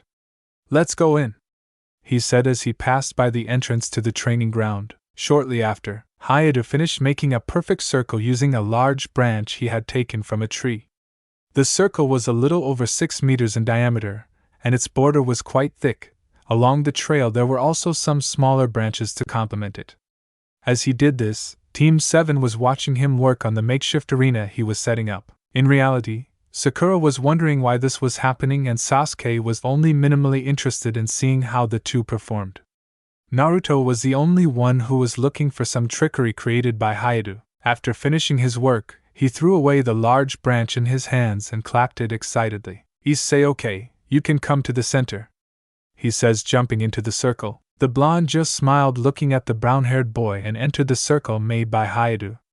Issei was snapping his fingers and arms as he quickly explained the rules. Issei, remember, it's just taijutsu. If anything with chakra is used, or if it goes outside the circle, it's a complete loss. And even then, the winner must receive a jutsu from the loser. Naruto, hey, you don't have to keep repeating yourself all the time. Issei, oh, I do. I'll repeat it until it's engraved in your empty head. Naruto, now I want more than ever to put my hand in your face. Issei, do as you wish. Sakura, give the signal, please, he said, positioning himself. Somewhat apprehensive, the pink-haired girl raised her hand as she started the match. Soon after, the Uzumaki went towards Hyoudou preparing a punch, but the brown-haired girl avoided it. Issei quickly threw a side kick, hitting the blonde on the left side. The blonde recovered and attacked again with a combination of punches, with Issei dodging most of them, but not the last two. He just smiled in response. The blonde attacks him again with punches and a sweep, but Issei is faster, grabbing his arm and starting to punch him in the middle of the face, repeatedly, until the blonde breaks free with a kick to the brown-haired boy's stomach. Then, he punches Issei in the chest followed by a right hook, knocking him down. Naruto runs trying to hit Hyoudou while he is still on the ground, but he rolls to the side and trips the Uzumaki, making him fall. Acting quickly, he runs over to the blonde and positions the opponent's arm between his legs and immobilizes his wrist with his hands so that he cannot escape. Naruto ga! Let me go! He screams, struggling. Issei, only if you give up. He's way stronger than expected. Could it be because of the absurd amount of young chakra from the 8 trigrams seal? He wondered, pushing harder. Naruto sobbed a little more as he struggled more, at the same time that Issei squeezed lightly to keep the blonde still. Issei, if you don't give up, I'll end up dislocating your arm. The blonde groaned, this time in frustration, as he tried to free himself without any success. After almost a minute, the brown-haired man gave in a little, realizing that the blonde would not give in. Issei, you idiot! The brown-haired man lets out a grunt and quickly switches from holding the Uzumaki's arm to punching him in the face to distract him. Getting up in a hurry, he grabs Naruto's orange jumpsuit by the collar while the blonde tries to grab Hyoudou as well. Despite this, the brown-haired man kicked his legs and dragged him and swung him a little closer to the edge of the circle. The blonde man, seeing this, tried to punch Issei, and when he was preparing to dodge, he ended up receiving a headbutt. Issei recoiled a little from the blow, but it was enough for his grip to loosen a little. Taking advantage of this, Naruto switched positions with Issei and was going to throw a punch, but the brown-haired man was faster and threw a right hook, surprising him. He then hits Naruto with a combo of punches to the stomach, face, and chest, leaving him somewhat disoriented, but when he tries to punch him, he sees an opportunity to test a blow, putting his arm through Uzumaki's and grabbing him as he turned and threw him by the shoulder. He knocked Naruto down, making him fall halfway out of the circle. He smiled when he saw that he won the bet. Issei, what a heavy fist you have, man. I can't believe 13 years of exposure to that amount of young chakra gave him that build and physical strength. Naruto, I can't believe I lost to you. You say that you were outside the arena. Issei, yeah, but I have to admit, that was tough. Especially your punches, it feels like you have a rock for a hand. He extended his hand to the blonde, showing that he wanted to help the blonde get up. The blonde only looked at him for a second and accepted the help. Issei, it's best to be on good terms with all three of them right now. Seriously, I had forgotten that you had more strength than the average gym member, even without technique. The blonde stood up, brushed the dirt off his clothes with his hands and let out a snort. Naruto, that doesn't mean I don't want to hit you, Databeo. Issei, in that case, next time we'll have a real fight with all of our jutsus and techniques instead of something limited. Speaking of jutsus, Naruto, do you really want to know about my jutsu? Issei, and wouldn't you be in my place? A technique from the Forbidden Scroll, and you learned it in such a short time. Only people at the level of the Hokage should know how to perform it. How could you not be interested in that? Naruto was simply left with no way to refute this. He would really be incredibly jealous if someone else had an incredible jutsu that wasn't something that only the greatest of the greatest had access to. Naruto, I hate that you're right. Issei, exactly, now explain. As the two resolved themselves, Sasuke and Sakura watched both with complicated faces, despite the brunette still having his closed expression. Sasuke, humph, what idiots. The brunette didn't extend it, and didn't want to be interested in what the Uzumaki had to give Hyoudou. Most likely he wouldn't be able to use the jutsu right away. Sakura was already confused about why Issei was so interested in the clone jutsu that Naruto had. Was it that important? The blonde was shown creating 5 clones of himself and explaining it in his own words, and the brown one was extending in a surprising way. Hyoudou was analyzing the information about the jutsu and decided to try using the jutsu later. Issei, the way you use it seems simple, but how much chakra do you use? Naruto, I'm not sure. It seems like only a third to me? I mean, when there are only a few clones, I don't spend much. But when I fought Masuki, I think it was quite a lot. It's still a bit confusing to explain, Databeo. Issei, well, in that case, let's see if I can do the same. He said, making the plus symbol with his hands. He smiled as he concentrated his chakra to perform the jutsu. But it was mainly because he had gotten the excuse to train the Kage Bunshin. Now at least, he wouldn't have too much unwanted attention. He still had to keep some of his abilities in the dark because of Danzu, mostly.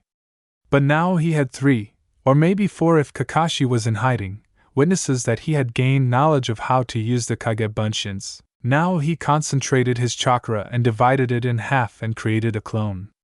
Or at least that was the intention, as he felt 80% of his total chakra being ate away. A malnourished and somewhat discolored version of Hyoudou, while the original was kneeling on the ground sweating while appearing to have difficulty breathing. Issei inhales what the clone Issei wrong proportion of chakra. Naruto HA. In your face.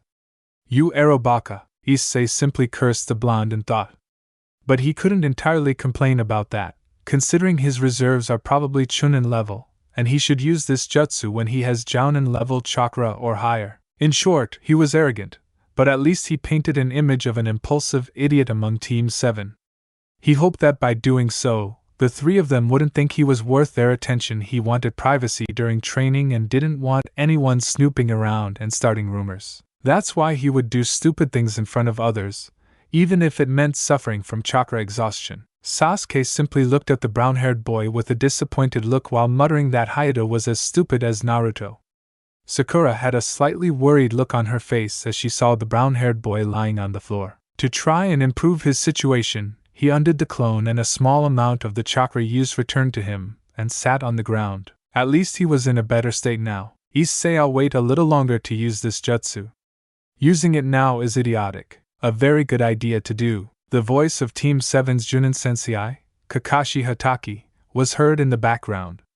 The white-haired man with the mask was sitting on a tree branch while keeping his one visible eye on a book from his favorite series, Ika Ika. Issei, of course. I bet he was here since the start of the fight. Sakura Sensei? When did you get here? Kakashi, oh, sorry for the delay.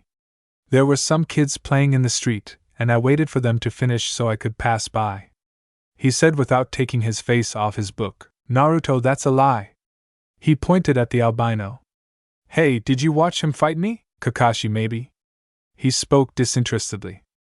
But I'm somewhat satisfied with his performance. Team 7, seriously? Kakashi, just kidding. Hearing this, the 3 of them had indignant expressions at their teacher's lie while the brown one sighed heavily. Kakashi, but at least it was a more controlled fight.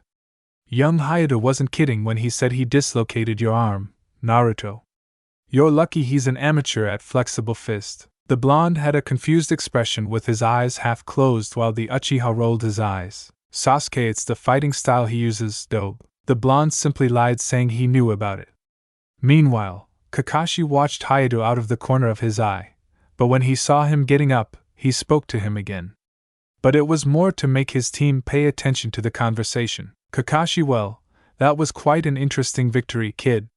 Even though you're an amateur in a better style of taijutsu than my student. Issei, well, I didn't use chakra to enhance my physical abilities, so I had to use my head for much of the fight. Kakashi, of course, it was quite obvious that Naruto was physically stronger. You only won because he is more impulsive, and has a taijutsu full of random and somewhat predictable attacks. Issei noticed the blonde frowning and looking to the side. He chuckled and cracked the bones in his back and arms. Issei, well, if it weren't for that, I would have ended the fight faster. That and the fact that I didn't want to cripple him. Which I would be capable of doing. Kakashi, strong words, and a little arrogant. That won't help you in the long run, you know? Issei, it's not arrogance if I'm confident in my abilities. I know my true capabilities, and I've analyzed Naruto's abilities. The biggest threat to me from him is Kagebushin because I don't have a way to fight multiple enemies at once right now. Kakashi, good observation. And apparently you were already keeping an eye on that jutsu, right? Issei, maybe? He said it in a playful way. Anyway, see you later. I still need to stop somewhere else. He said as he left while waving. Break of time and space. Issei POVs on. I can finally cross the Kagebushins off my list. Woohoo! The Kagebushins is literally one of the most OP jutsus ever created in the entire verse.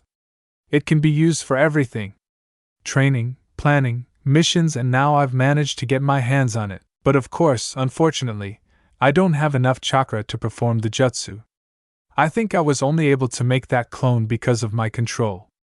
So, we'll have to go back to basics. Expend my chakra to the extreme, meditate and recover the lost chakra, expend my chakra again and repeat. But I could also improve my control to create at least 5 clones, at most. Just this small amount would be a huge game changer, especially since I train most of the day, almost 15 hours, and adding the clones to the equation, I would multiply this value and result in 75 hours or more. And this was something I urgently needed. Now I just need to get more different jutsus to train, especially the ones I wanted the most. But that would take a while. I've already acquired some few ninjutsu techniques, a taijutsu style, fire jutsu, and kagebushin. Thanks to the latter, I'll be able to increase my resilience with the jutsus, and even if the physical wear and tear isn't transmitted, I'll still be able to train my way of fighting using the clones. However, I would still have to train my body to adapt, as only my mind could follow my movements correctly. That's why I was looking for the next item on my list to help me evolve. The Konoha Hospital, the only place where I could learn the mystic palm jutsu. The way muscles are developed is simple. The muscles suffer small injuries to their fibers and, after training, the body begins to replace and repair the lost or damaged muscle fibers, promoting an increase in muscle size. By using a healing jutsu, I will speed up this process and get rid of the fatigue that training will cause me to train for longer. Although I need to maintain a proper physical constitution to maintain a balance of strength and speed, this is something important. Upon entering the building, I saw the nurse at the reception and went to her to ask if someone could teach me what I wanted, and she pointed me in the direction to go to another place. It was a wide hallway with some doors that must have been the patients' rooms, and one of those doors was what would be the place where I should be, with it being written that it would be an office. I knocked on the door and a deep voice told me to come in. When I opened the door, there was a medical shinobi sitting in a chair and looking at some documents. Shinobi M. A genin? Come in, kid. What do you need, kid? Issei, I asked the receptionist if there was anyone who could help me train for medical ninjutsu. The doctor seemed a little surprised. Despite only having his eyes showing, the raised eyebrow was already an indication of that. I think the fact that I'm a genin is the reason, Shinobi M. It's very unusual to see some beginners come after this kind of thing. Usually they're only interested in flashy jutsus using lightning, fire, and the like. Issei, well, the ability to heal my own injuries or those of others is something indispensable, he said, standing up and taking a small scroll out of his pocket. He handed me the said scroll as he spoke again. Shinobi M. Despite that, you need to master this specific jutsu. The Mystic Palm Jutsu is basically the main asset to being a medical ninja. After that, you must report to the chief physician if you want to work here. Issei, confused, calm down, aren't you the boss? For me it was a valid question. The guy was giving me a scroll with the technique I wanted and giving me the idea of working on the spot. Shinobi M. Hey, you're not the first one to ask that. But I'm actually responsible for other things like reviewing new recruits and the state of the hospital's resources. It's a bit disorganized here, even though we manage to take good care of our patients. Issei, I see. Should I return this to the hospital? Shinobi M. It doesn't necessarily need to be returned here. You can hand it over to the archive library, and they'll pass it on to us. I nodded and said goodbye to him. I also said goodbye to the receptionist as I passed her and glanced at the parchment. The width of the scroll was smaller than the others I'm used to, but maybe it was just so that only the jutsu and its functions were written on it. And it was a large amount. It wasn't just healing, but also examining the body and even removing poison, for example, but it was something with a great level of mastery. Some recommendations are to have Chunin level chakra, have mastered tree climbing and water walking, and have knowledge of human anatomy. While having the first 3 is basically mandatory, knowledge of the human body would be used to improve the jutsu's performance, so I'll have to study up on that a bit. But well, that's a problem that can be solved. Maybe I'll study it a bit while I train to increase my chakra control and quantity. Well, now I need to wait and keep a schedule for the moment. Mastering the Mystic Palm Jutsu was a priority, then the clones must be mastered, and then the other 2 Katan Jutsu that I still had to master. Since I didn't know many training methods to improve my control, perhaps I should just master different jutsus and train them repeatedly. along with meditation sessions, and the sooner I start, the greater my level of power will be in the future. If I want to have control over my life and survive the wars that will happen, I have to be ready. And one thing that was so essential when I was on the job was my disposable savings. My wallet is empty and I have to buy the things I need right away. Issei POVs off. Break of time and space. Some shinobis, presumably chunins, were organizing the missions that the names should receive, until a person entered the room. Issei, hello, good afternoon. I'm a genin and I came to look for a mission. The ninjas looked at the boy who seemed to them to be a beginner, and looked slightly tired. They hoped that he wouldn't be an arrogant brat, but even if he was they would give him some drink. Fortunately, that was what the boy was after at the moment. He was the first genin of the day who wasn't a brat complaining about the work assigned to him. Young Hyoudou finally felt he was ready. After 9 days of intensive training, prolonged meditation and a large amount of chakra that was spent and regenerated, but mainly training focused on chakra control. He could have fainted at some point, but his willpower is stronger than any physical and mental fatigue. Or maybe it was his mental resistance that had increased due to all that he went through in Tartarus. It doesn't matter, as long as he can finally do what he wanted. With gallons of sweat running down his bare, toned forested chest, he ran his hand over his wet face to wipe it off, inhaling and exhaling deeply. Issei, alright, I'm counting on today. This time, it'll work out, he said, bracing himself. He made the hand sign to perform the cloning jutsu, and the chakra began to rotate his body in a controlled manner. The blue chakra moved slowly with his breathing, and the brown demonstrated calm and concentration. He kept his eyes as his concentration became deeper, trying to concentrate half of his chakra, but he was probably using around 60% of his chakra at that moment, and trying to decrease the amount he wanted to use in the jutsu. After several attempts and several failures, he was already getting used to using the jutsu, and the clones were getting closer and closer to what they should be. Issei, concentrate, concentrate. Feel the chakra flowing through your body and imagine it leaving you and forming another body. He then opened his eyes. Kagebushin no Jutsu. A burst of white smoke appeared in front of him, and without much ceremony, a perfect copy of him appeared in its place. He blinked, the clone blinked. They both gave a stupid smile and then jumped towards each other, giving a super happy high five. Both, that's it. They both hug and then quickly pull away. Issei, so, how do you feel? You have my own memories and thoughts, right? Issei, one, yes, I remember Otosan, Okayasan, the fight against Naruto, the conversation with that author, and your plans to strengthen yourself. Speaking of which, boss, I think you should make some clones so you can train the Fuinjutsu scroll while you train the mystic palm yourself. Issei, maybe, but first I have to see as many clones as I can make. Well, let's move on to the next step. Until next time, mate.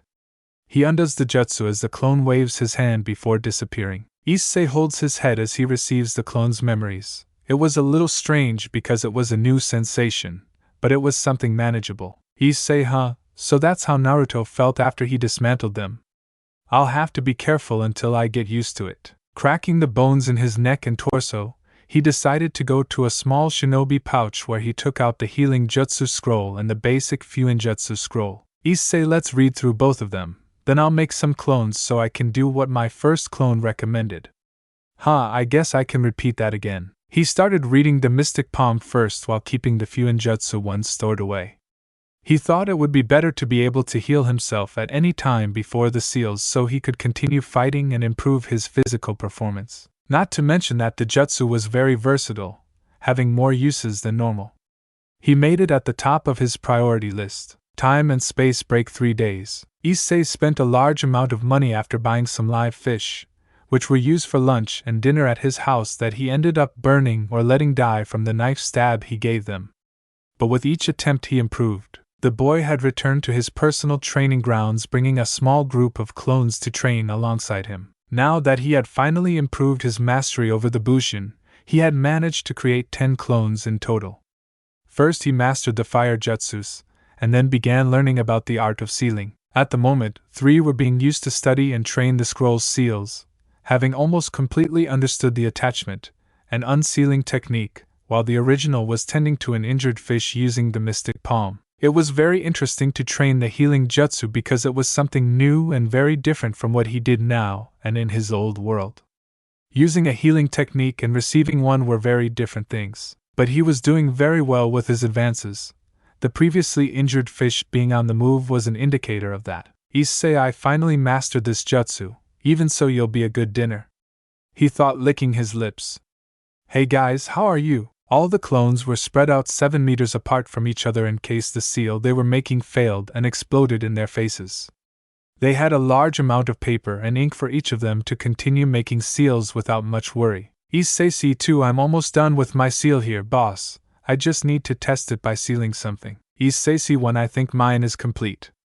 I suggest sealing this small stone I found. Issei 3, I just want to know why only the 2 of us were chosen to write the seal for the explosive papers. Issei 6, dude, just do your job. Issei, very well, in that case it's a good time to stop, he says and undoes the clones one by one. Fortunately, he felt much less discomfort coming from the clones' new information, but it was never a problem to begin with, just strange. Besides, he was having a good development with the clones in addition to training the seals, as they were demonstrating a little more autonomy and reasoning, giving him ideas and helping to plan his next steps in a more coherent and precise way while analyzing the timeline that the author had given. Therefore, he had to create a new training schedule and a list of requirements.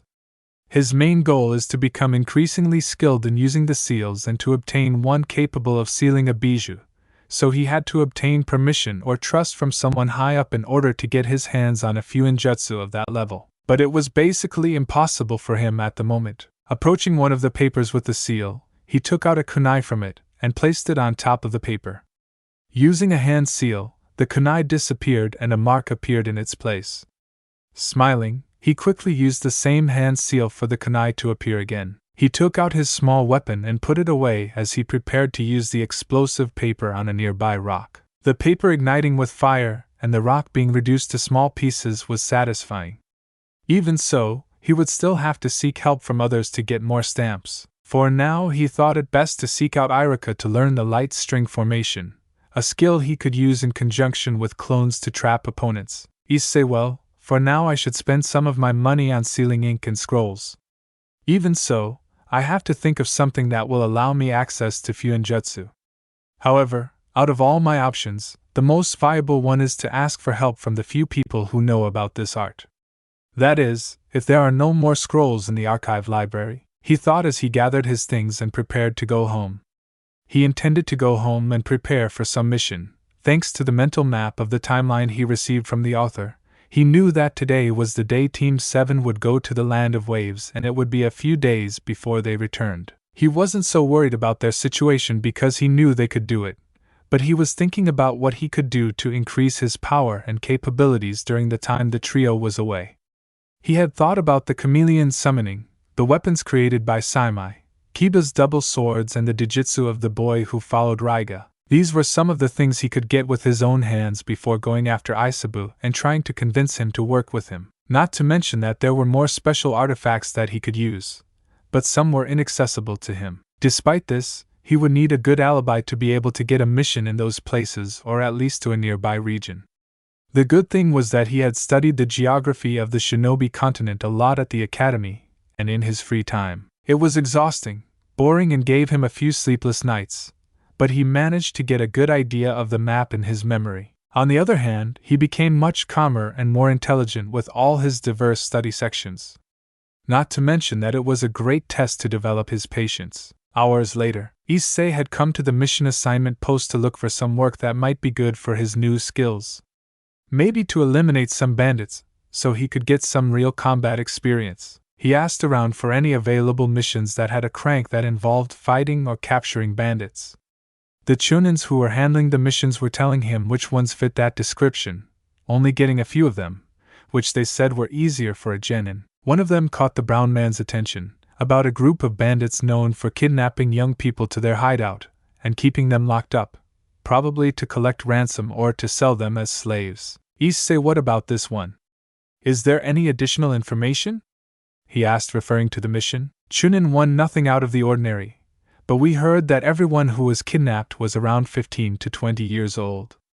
Luckily it's just a group of bandits who set up camp, but depending on the number of enemies, it could be a blank. The brown-haired man asked if he could see the mission description before accepting it, and having been given permission, he quickly read it over while analyzing it. It seemed quite easy and straightforward, especially since there were no missing nin, apparently. Issei, okay, I think I'll stick with this one. I need experience in real fights, he said, taking the scroll. I'll go prepare for the mission. See you later, colleagues. He said goodbye. Chunin too. So, did you notice that out of most of the brats that come here, this one is one of the 10 most polite? Chunin 1, he knows we have a higher position than him and shows an acceptable amount of respect so as not to appear as flattery. The brat is smart, that's for sure. Break of time and space. Issei POV on. Surprisingly, it was actually quite quick to get to the location indicated on the mission scroll. Well, this kind of work is always easier when you know the location. Even so, I didn't imagine that it would take almost 4 hours to get to the outskirts of the border of the Land of Fire. I hope I didn't overdo the amount of equipment I brought, although a good part of it is sealed in scrolls. Some are explosive papers that I and my clones created before coming on this mission. Well, even though they were just bandits, their numbers are perhaps at least surprising considering the size of their camp. It was quite large, perhaps big enough to house 30 people, not counting the prisoners.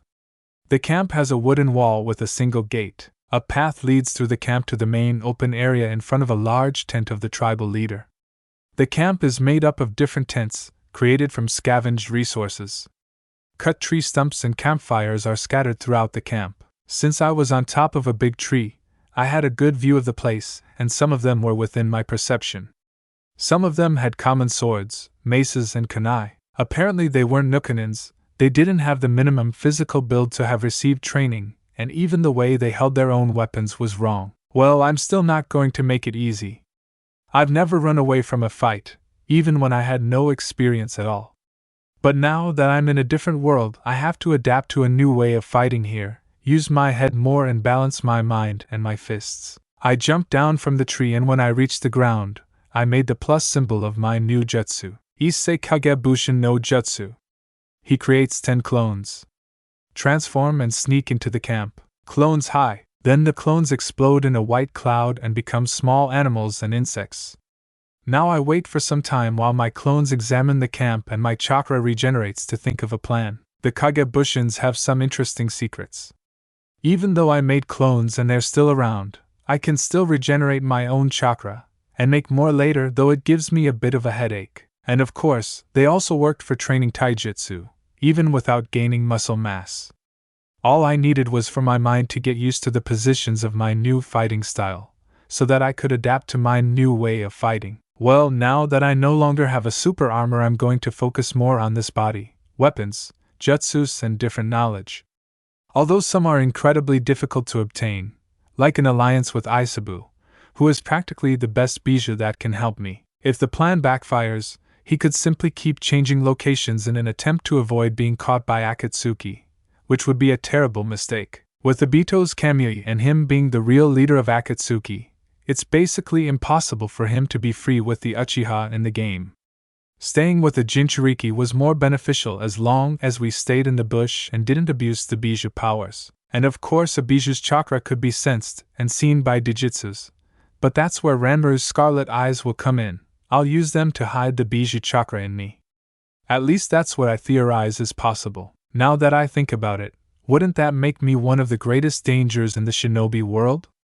I could enter almost anywhere, and then blow it all up with a tailed beast bomb. Dijitsus and bijus are two things that can't be mixed so as not to upset the balance of power. Although that's what I want to do at some point. Well, that will depend on a lot of factors that are beyond my control yet. I'll focus on these idiots first. Issei POV off. Time break. After a few hours, as it was already dusk, Issei's transformed clones were already undone, and he carefully organized the memories and information obtained by his copies. The number of bandits was around the 30 he had speculated, with the exception of only one of them who was a real missing nin. His name was Kentaro, according to his subordinate bandits. He didn't appear in the sight of his clones, but from the way the bandits spoke of him, he seemed to be quite strong and temperamental. Issei didn't quite understand what made these bandits so submissive to the renegade ninja. He was probably the kind of renegade who got his hands on a powerful and forbidden technique, and then fled his village in an attempt to earn money and live by dictating his own rules. There were many of those types. Therefore, Hyoudou formulated a simple, straightforward, effective plan with little failsafe. As long as he got the hostages away from the camp first, he would just blow it all up. Okay, that was an exaggeration. He was going to plant some explosive tags in certain places so that most of the bandits would be killed, while also creating a good distraction to be able to free the captured people safely. Since he chose to place those who had low power and in remote locations, it was more likely that a fire would start, in addition to opening large holes. He calculated it while using the space of the camp and the possible size of the explosions. It wasn't a difficult thing considering he had used a few like these back in Camp 10. They were only strong enough to destroy the trunk of a single tree without severely damaging anything around it. That way, he could save the civilians and still damage their forces. Speaking of which, there were quite a few of them, and they were all together, about 5 of them in fact. A bit of a stupid decision, really. That way, it would be much easier for him to get the people out of that place when he blew up the other side of the camp. But who was he to complain? It just made his job easier, and with the clones he could take the kidnapped people while he stayed and fought. Besides, the darkness would help him hide better. Using the henge no jutsu, he turned into a black cat and ran to face the large entrance doors of the camp. Fortunately, they had a space between the wood that made them up, which was enough for him to pass through easily. Walking around the camp also proved easy at the moment due to his small frame and him having memorized the watch changing times and where they watched. The only negative point so far was the distance between him and the kidnapped people, but if he remained hidden he wouldn't fail. Standing behind one of the tents, he returned to his original form and took out 3 explosive tags, placing 2 on the tree trunks and the other on the tent he was behind. Returning to his cat form, he ran to the other side of the camp and hid. When he reached the other edge, he placed 3 more paper bombs and returned to his disguise. He repeated this process 2 more times to cause a huge commotion among them. Basically, the entire half of the camp would be open like this. Moving cautiously again, he approached the cages where the people he had to rescue were. Now that he looked more closely, there were 2 women and 3 men who looked to be between 15 and 17, in addition to the dirty rags they were wearing. As soon as he undid his jutsu, he made the snakes seal, and then both sides of the camp exploded. All the bandits began to despair and scream angrily. Creating 5 clones, they split up to open a passage in the bars at the back of the cage they were in. The clones took the small group of 5 people, very weak and somewhat malnourished, climbed the wooden wall and quickly left. Issei, okay, now let's take care of the others. Grab a kunai. A large portion of the bandits were trying to put out the fire as best they could, as well as trying to keep the walls standing. The explosions not only set some of the things on fire, but also destabilized their structure. While 3 of them were trying to hold one of the logs that was about to fall, a kunai with an explosive tag tied to it is seen above their heads. Upon seeing the flame ignite, the bandits quickly dropped the wood from the wall to run, but were still caught in the explosion. They fell unconscious and with several burns on their bodies. The others noticed this, and when they looked back they saw the brown-haired man with kunais in hand. Thug 1, what the? One using a scythe shouted, Bandit 6A Shinobi? But he's just a brat. Bandit 21, hey, he's a brat from Folha. Bad guy 14HA. These idiot ninjas think they can send just anyone at us? What a joke. Bandit 24, just wait until Kentaro-sama comes out of the tomb where the monster is sealed and gets his hands on you, you brat, he said, swinging a short sword. While they were bragging about themselves and their leader, Hyoudou had his attention stolen by what the one with the sword said. That was some very interesting information. Issei, a tomb with a monster sealed inside? What was that supposed to mean? When did something like this exist in the original Shinobi world, or is it something that hasn't been explored? There are many unexplored topics in Naruto, but what could be the source of this tomb? Despite being confused, Issei resolved to deal with it when he was in front of their leader. He even thought about Diego, the author who allowed him to have a life here, but he thought it best to find out for himself. In a calm manner, Issei simply cracked the bones in his neck and back while the bandits acted arrogantly and idiotically. When he finished, he simply had a single clear thought. Issei, I'll just kill some of them and leave the others to answer my questions. At that moment, Issei ran towards his opponents with kunais in hand while the bandits were smiling arrogantly, incredibly sure of their victory. Space break. A little less than 2 kilometers south of the camp, a secret passage was open in the ground. The camera zooms in on the passage, showing a long corridor made of stone bricks with torches lighting it. Then a large double-hung steel door appears to be open, revealing a chamber with a shrine. In that chamber, there was a dark-haired man with long, dark purple hair, wearing shinobi clothes and a katana at his waist. His face showed excitement and a mad desire for power that he would guarantee to obtain with the scroll he took from a shinobi from the New Sound village. He got a scar on his back and chest, but after he read it through his stolen prize, it was worth it, very worth it. Kentaro, with this, I can kill everyone who opposes me, and people will obey me. Thanks to the demons trapped by the Uzumakis, the altar is shown after the Miss Singnan's monologue. It was a 3-meter cube-shaped stone coffin, with its lid bearing a seal with the symbol of a whirlpool. Sealed there was a being who had met the Uzumaki clan in the past. Issei stuck a kunai in the middle of the forehead of a bandit who tried to attack him Hyoudou. Then the boy struck another in the neck who was running beside him holding an axe. Stealing the weapon from his attacker, he struck him in the leg, turned his body and threw the weapon at another who was approaching from behind, although he managed to dodge it. Issei dodged a sword strike, a hammer strike, and a knife attack. He was nearly hit by a knife that was thrown at him aiming for his legs. Despite there being many of them, they were untrained, physically weaker and didn't know how to use chakra.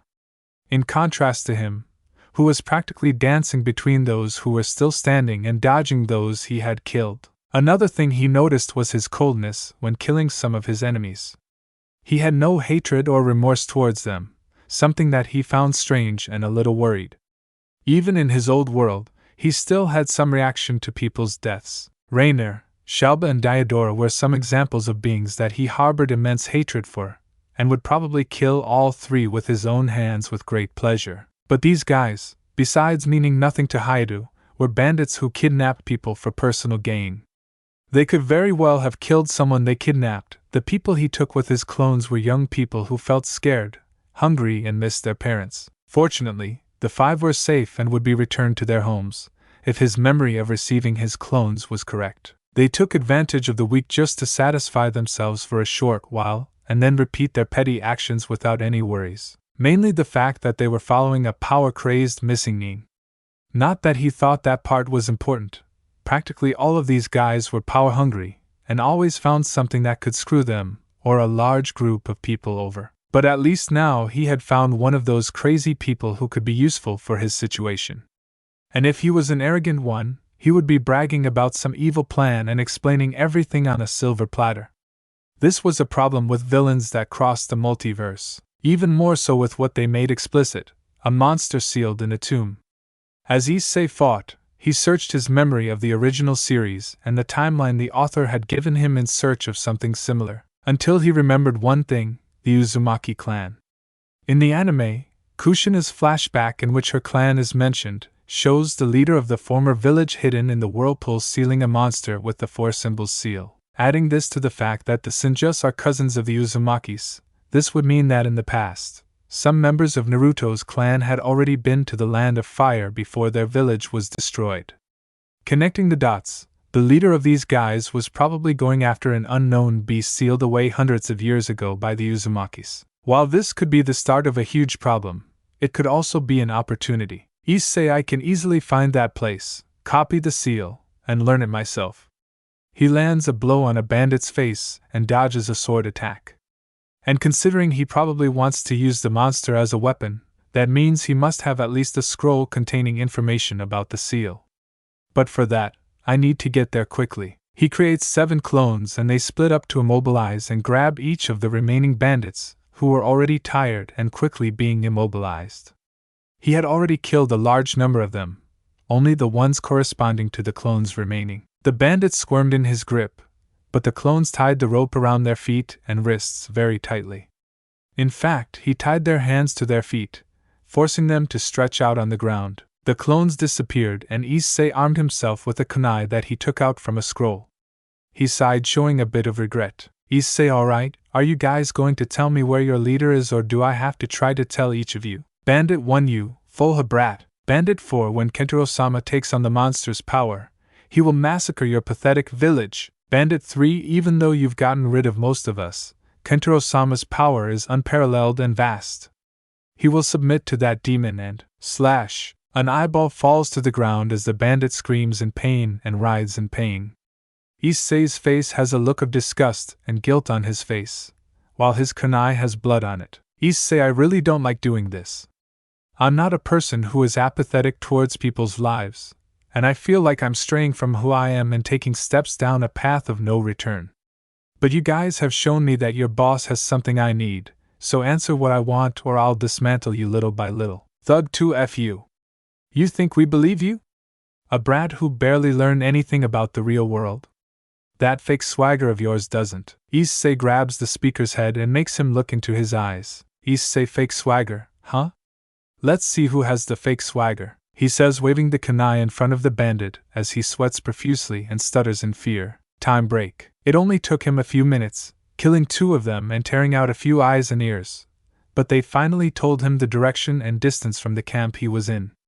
Before he left, he ate a military ration pill, which was very good at restoring chakra and energy, and also tasted good. It took him very little time to find an opening in the floor.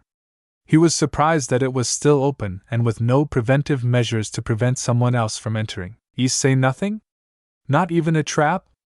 Either he's too arrogant, or he doesn't know how to use genjutsu to hide himself. Seeing no impediment, Issei continued running forward into the tomb at his maximum speed. He passed by some already triggered traps, such as moats that he ran through the walls or arrows stuck in walls.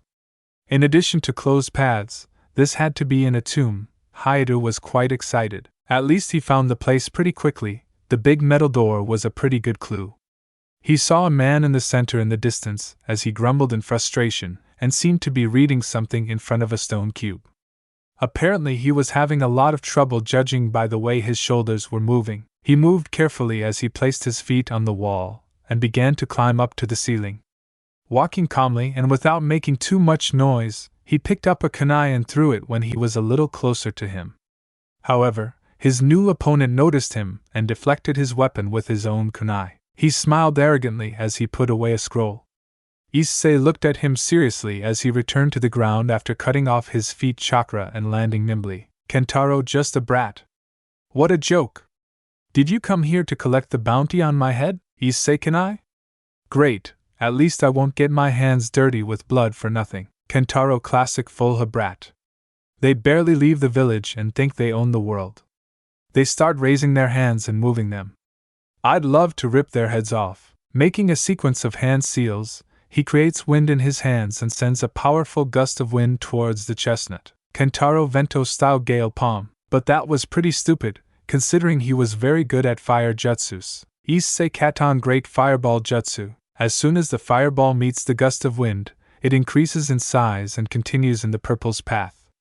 He is surprised, but manages to dodge it while his kimono is slightly burned. Kentaro, seriously? Great fireball? This brat knows the technique of that level? How? A punch to the face interrupts him. Issei moved the moment he released his jutsu, and taking advantage of his opponent's confusion, he struck him with a combo of chakra-coated punches to the face. He grabbed the adult man's head and began kneeing him in the nose. The purple one manages to lock the young Hyoudou's knee and holds him, to throw him to the side. Hyoudou looks at him seriously while taking out a kunai and looking between his target and the box with the seal. Issei, a stone box? Could it be that they based it on the Kohaku no Johei amber purifying jar for this? That is, if they even knew about that jar. Other than that, the 4 trigrams seal isn't much different from the 8 trigrams, except for what's around the spiral. He had a point in this regard. What Naruto Uzumaki currently has features a spiral with a thin tip and several writings around it, while the version that originated this seal had the end of its spiral connected to a circle with 4 spheres in it. He noticed Kentaro take out his katana and pointed at Issei as he positioned himself to attack him. Issei concentrated chakra into his kunai and a faint blue glow formed around him. Despite not being very good at chakra flow techniques, he could at least maintain it for long enough. The two weapons clashed and repeated the action as they both struggled to overcome the other. While Kentaro was irritated with the boy who could match him by exchanging blade blows. This was, in his view, his best point, and now that he knew the boy had fire jutsus, he could not attack him with most of his jutsus, which were almost all futon. He needed to attack him from close range or from behind so that he could at least not dodge the blow, but Hyoudou kept attacking him aggressively and preventing him from making the hand seals.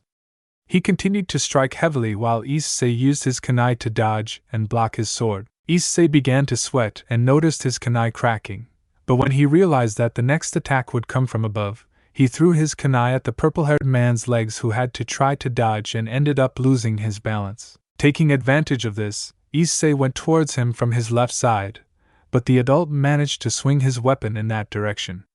But this was expected by the brown-haired man, who, using chakra in his hand, managed to grab the blade and place an explosive paper on the blade and light it. Realizing the danger, he managed to drop the sword just before it exploded. He managed to balance himself and dodge an incoming kick from Brown. Issei defends a left hook and counterattacks with a right punch, but it is defended. He then kicks him in the legs and unbalances the surrounded person a little to hit him in the face. He clicks his tongue and creates two clones that advance towards the Nukenin, who quickly makes a sequence of hand seals. Kentaro Doton stone wall. The clone's fist hit the wall and cracked it slightly, but they pulled their fists away when they saw that he was heading towards his original. The original moves to grab him from behind with his kunai in hand and begins to try to cut his leg. The adult manages to dodge the brown one's blows, but screams in pain when attacked by the clones with blows to the back, although he began to defend himself with difficulty. Then, Kentaro focuses on just one and grabs his neck tightly and pierces his belly with a kunai, dissolving him into smoke while the other advances towards him along with the original. Both of them start to do a combo of punches, kicks and blows, one focusing on the top and the other on the bottom. While he dodges and attacks with ferocity, trying to cut off Issei's head with the kunai in his hands. A cut on Kentaro's arm, the purple one lands a superficial cut on Issei's face. The clone is blown up after a stab in the chest, a kick to the adult's chest, and then a kunai stabbed into the Nukenin's knee. A scream of pain is interrupted by a hammer blow to the head. As he falls to the ground, a new clone of Issei goes to him and puts his opponent's left arm between his legs, the fist with his hands and with his hip, an arm lock. He would admit if someone asked if this was one of his favorite moves, but unlike when he fought Naruto, he wasn't being merciful. That's why the clone used force to dislocate the Missingnin's arm, followed by a scream of pain and despair. Even so, the clone refused to solo the injured arm. Meanwhile, the original Brown was tired, and upon seeing that his enemy was defeated and incapacitated, he allowed himself to fall to his knees on the ground. Issei, I'd like to say that I'm sorry and that I overdid it, but that would be a blatant lie. I can't be soft or merciful to people like you. He spoke as he stood up and walked over to him. The brown man walked over to the man and stepped on his loose arm and looked for the scroll he needed and found it quite easily. Looking inside, he saw that there were instructions on the 4 symbols seal, how to use it, and how to undo it. But this was strange, absolutely strange. The contents seemed very true, plus there was a method to transfer the entity that was in one seal to another as long as they were the same type of seal. In other words, with this Kentaro guy could transfer whatever was sealed in that stone to his own body. But something seemed very wrong with this method. Issei, how the hell did you get something of this level? This thing should be protected by the Kage of a village. Kentaro, what the do you care? You think I'm just going to tell you everything? Hyoudou grabs his right hand and uses his kunai to cut off the adult man's little finger. He screams in pain as the brown-haired man positions his weapon on his ring finger. To top it off, he puts a sinister smile on his face. Issei, I know you won't say anything, but if I practice my negotiation tactics with you, maybe we can get somewhere eventually. He finishes with a light cold laugh. So don't make me repeat myself again. How did you get that scroll? Space and time break. Konoha, next day. Issei POV on. I can't believe he made me repeat myself again. Seriously, it seems like none of these Nikinis and bandits have any sense of self-preservation. I had to cut off all his fingers to get the idiot to start talking. Speaking of which, from what I understand, in the end he must have been made a fool of by Orochimaru, considering that he got that scroll from the Sound Village. Not that he directly said that, he just said that he stole it from the leader of a recently new village. And since the Snake Sannin was a mad scientist, he probably wanted this guy to seal whatever was inside the tomb in himself to see what would happen. Probably the demon or monster would take over the body of this Kentaro guy, and the pedophile snake would use him like a mouse until he got what he wanted. Well, I could see why he was chosen to be used as cannon fodder. He was a complete idiot. No, really, I would just break his legs to bring him in alive and then leave him in the care of the torture and interrogation group. But he had to say, "I'm going to tell their leader that you took a jutsu from him. An entire village will hunt you down, blah blah blah." 2 minutes later, his throat was slit, and his body was burned with a fireball. Except for his left hand, which I cut off for proof. Seriously, what's the point of being arrogant when someone is ready to stab you in the neck? Honestly, I hope the Hokage can confirm for me if this scroll is real. At least I perfectly copied all the instructions on it for myself. Well, 3 copies. With the exception of that dubious transfer method. Speaking of scrolls, it's kind of annoying to carry around a bunch of them instead of sealing several into one. Considering that they have a chance of something bad happening if they already have something sealed in them. Maybe I could create my own seal? Use the ones I use on the scrolls as a base and make an updated version? I think it could be possible, but I would need more experience. These are plans to be thought of later. Now I need to report my mission to the Hokage and deliver the scroll to him. And hope that my backstory is enough for him to believe. I can't change the Sound Village's participation in the Chunin exam. There's a risk that Gaara won't show up and affect Naruto and Sasuke's evolution. And the Yamanakas can see the memories of a corpse, which makes it impossible for me to take his head as evidence without ruining my plans, so I have to cross my fingers and hope for my luck. I just wanted to take light steps from now on for at least a week. Issei POV off. After knocking on the door of the Hokage's office, the third's voice was heard confirming his entry. Hiruzen Sarutobi, the third Hokage, was struggling with paperwork, the greatest enemy a leader has to face. The old man always looked more tired while sitting at that table and signing papers rather than in a long fight. Issei mental note: never draw enough attention to be a candidate for Hokage. Both for my freedom and my mental health. Hiruzen, oh young Hyoudou. You've returned so quickly from your first mission outside the village. Genins usually take 3 to 4 days to complete their missions. Issei, ah, thank you Hagakesama. But I had to pick up the pace because of the kidnapped people. Hiruzen, yes, the 5 young men your clones brought and left at the hospital will probably be in their own villages before the end of the day. Issei, at least there's some good news. He spoke in a melancholic tone. Hiruzen, were there any obstacles? Was your mission completed with a surprise other than the hostages? Issei, yes, I fought a missing nin. His name was Kentaro. He had dark purple hair, used wind and earth jutsu, and carried a katana. I planned to get information from him, but he slit his own throat with the kunai I was using to try to be more truthful. Hiruzen, that's a bit surprising. From what I remember from the bingo book, he's not someone ranked as a chunin, but he's pretty close to that level. Even though he's not someone big, you beat someone with more experience. Issei, thank you, but that wasn't exactly him I was referring to. It was this scroll he had stolen and the place they were near. He hands over the seal scroll. I don't know exactly what this seal is, my knowledge of this art is that of a novice, but I recognize that it is something quite important, and it doesn't seem fake. He himself said that he stole it from the leader of a new village. The Hokage opened it, and was surprised, dropping his pipe due to his reaction. His eyes widened for 2 seconds and became serious as he checked the contents. Issei noticed this reaction coming from the Hokage, which may have confirmed his intuition about the information being true. His biggest problem may have been solved now. The old shinobi took out his pipe and let out a long, heavy sigh at the situation at hand. He was somewhat relieved that young Hyoudou had been responsible enough to acknowledge and hand over this scroll to him, but this raised a doubt in his head when he remembered that there was another detail. Hiruzen, you said there was something else regarding the place they were using as a base? Issei, hi. About 2 kilometers away from their camp, there was some kind of secret tomb in the ground. I don't know exactly why or what it was, but there was something inside a stone box that was sealed and had the seal of this scroll. Also, the bandits and Kentaro himself kept talking about him obtaining the power of the sealed monster or something like that. The Kage frowned as he muttered something that Issei didn't elaborate on. He was actually theorizing about what exactly was going on or who could have access to this kind of knowledge. In addition to having a seal to seal bijus and similar beings, this person had found a place that had connections to the ancient Uzumaki clan. Maybe he should call Jiraiya sooner than he expected to at least find out where this came from. Whoever it was clearly dangerous, and unfortunately he knew someone sadistic enough to hand over such a dangerous technique to someone just out of curiosity. Hiruzen, could it be that you're up to something, Orochimaru? Even though you've achieved victory over a missing yin, you should be more careful on missions. A shinobi's life is as valuable to his village as a scroll containing an rank secret. But I think I can let it slide this time since I returned safely. Issei smiled at old Sarutobi's words.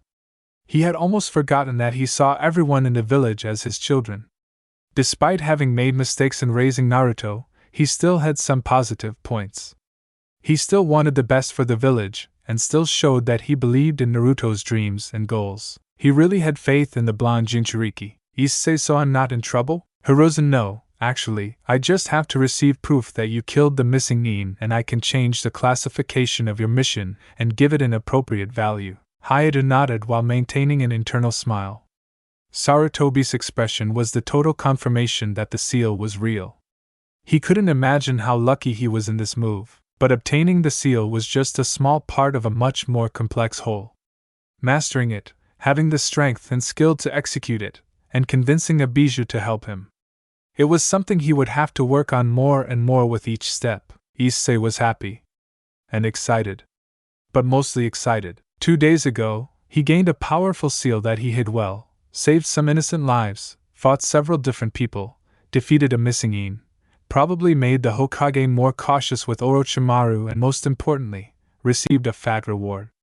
Quite fat by his standards. Firstly, his mission was defined as brank and I received 120,000 ryo for it, but thanks to the fact that he delivered a scroll containing an S-rank secret, he received 10,000 as a bonus. 130,000 ryo in his wallet at once. He was practically jumping with joy, but of course before he used all that money, he left some of it for his family as he always did. He put 15,000 in a small safe in his house that his parents used to keep money. Needless to say, his parents, especially Goru, wanted him to keep the money for himself. Fortunately, he had been saving a small portion of his rewards from previous missions somewhere in his room, and combining it with his remaining 115,000, he had made 125,000 ryo in total. Now he could focus on what he needed to buy. First would be leg and arm weights. He intended to start copying Rock Lee a bit now that he could afford something decent. Furthermore, he needed to buy more sealing ink. Especially because of what his clones had been doing in Field 10 since the previous day. Creating a seal of their own. Before going to purchase equipment, he created a few clones and left them a set of paper, brushes, and sealing ink so that they could at least attempt to create an improved storage seal. Issei realized that it could be much more beneficial to him if his weapons could appear in his hands like the boosted gear and Ascalon did in the past. It wouldn't be exactly the same thing, but the idea of this seal was to create something that would have an effect similar to a portable inventory. He would be able to seal and remove various things in it, and not even need hand seals, just directing chakra to the seal in a specific way. At least that was the idea he had and ordered his clones to do. Looking to the side, the brown-haired man realized that he had already arrived at a shinobi shop that sold the weights he needed. He would probably end up with all his money, but it would be worth it. As he entered, he observed some swords, kunais, ninja threads, and other shinobi utensils. He stopped at the counter and rang a small bell and waited until a tall man appeared and looked at him with interest.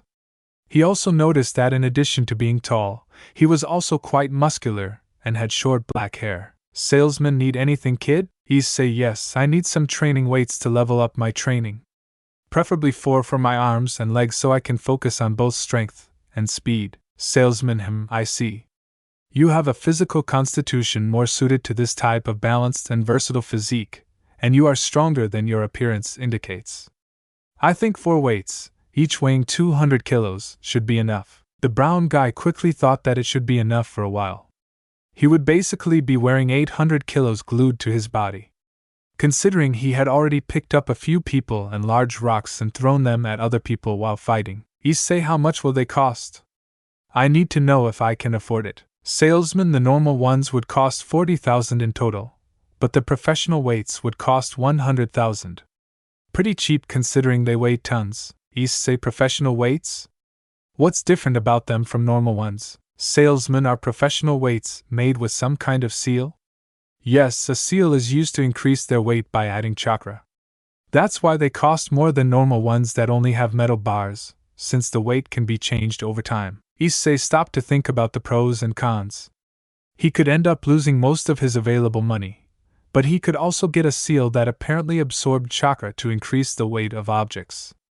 On the other hand, he could get weights that would cost much less and could buy more weapons. Issei, you said they use seals to increase their weight. If I want to increase their weight, I have to come back here, right? Salesman, normally we salesmen accept the old weights back and receive the difference between what you bought before and the new, heavier ones.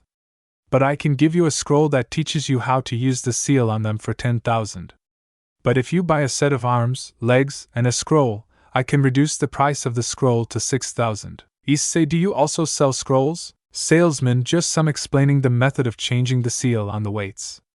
They give a good increase in income, you know? The boy understood what he meant and thought about what he should do. Should he buy normal weights and save money on this in future purchases?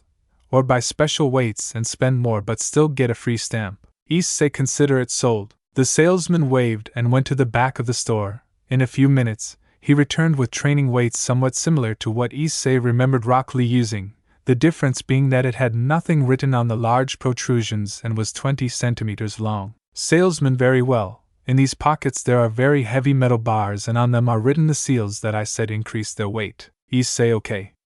Can I try it first? Salesperson, one for each member first. Issei nodded and took the ones he had to put on his left arm and leg. He tied them and tested the pressure on his limbs. Feeling a bit of difficulty moving, he smiled in satisfaction. Issei, perfect, here partner, he said, handing over the money and taking the other pesos. Salesman, thanks kid, come back whenever you need, he said as he counted the money. Break of time and space. Issei was running around his personal training ground while using a breathing exercise to improve his vitality. Meanwhile, his clones were still working on their new storage seal. Although it seemed difficult, it wasn't that complicated to create a new seal, perhaps because it had a simple function. He had used the seals a lot to put and take objects in since he had fully learned the techniques. In the original seal, he could know the objects that were then sealed in it by analyzing the scriptures and seal matrices on the parchment, and if there were different objects sealed in the same parchment, he would have to focus on the object he wanted to take out. The idea was to maintain the ability to know what was sealed, adhere to the ability to place things near the seal and take out whatever he wanted. All this while the seal would remain in the palm of his hand. He stopped when he finally returned to his clones and saw them discussing and working on the seal. They seemed to be quite organized as they looked over their work. One of the 12 clones waved at him, beckoning him to come see the progress. Issei, so how are you guys doing? Issei, C6, we're doing pretty well, boss. Issei, C9, we managed to make the seal work the way you said it would, but there's something that makes us a little worried. Issei, didn't you say that the seal works as it should? Issei, C10, yes, it fits in the palm of your hand and we tested it and found it to be functional. Issei, C2, the problem is that you can't inscribe the seal on your hands using your own chakra. Issei, C5, then we'll have to go to a tattoo parlor because simply putting ink on your hands doesn't make it permanent. Issei, I still don't see the problem with that. Issei, C1, boss, what will Okaya-sensei if you show up with a tattoo? The original brown-haired man simply froze while his clones watched him with some regret. The young Hyoudou could simply sigh at this moment. Issei, that will be one of my greatest sacrifices. The clones felt a drop of sweat run down their heads and wished their boss luck. But fortunately, so that they would not suffer along with him, they were undone so that their original counterpart would receive all their memories and the functioning of the seal. He sat on the ground and took out a sheet of paper and began to write the newly created seal. The matrix of it was in his palm and spread out across it, with one part reaching the base of his 5 fingers and the other 4 points going to his wrist. The important thing was that it worked, but having your mother rip your ears off. Issei, it's for a good cause, it's for a good cause. He sealed the paper and everything else into a scroll and began to leave the training grounds to look for Irika. It was past time for him to get the light string formation. He needed techniques to paralyze enemies. Break of time and space. Irika always felt very happy when he met the new shinobi that he himself educated and taught at his village's academy. Among them was Team 7, the team that was formed due to the balance between all the others. Sasuke was the strongest in the class, Sakura was the smartest, and Naruto was the last. It was a tradition for the best and worst students to be on the same team so that a team would not be created with the top 3 in the academy and demoralize the remaining students. That same feeling of happiness appeared a few hours ago when a student of his, Issei Hyoudou, known for being a very average student, appeared at the academy looking for him to learn one of the few jutsus he knew. A few ninjutsu, more specifically speaking. Unfortunately, he didn't have enough time to teach him the technique, but he gave him a scroll with the jutsu that he remembered he had in the office where all the teachers gathered.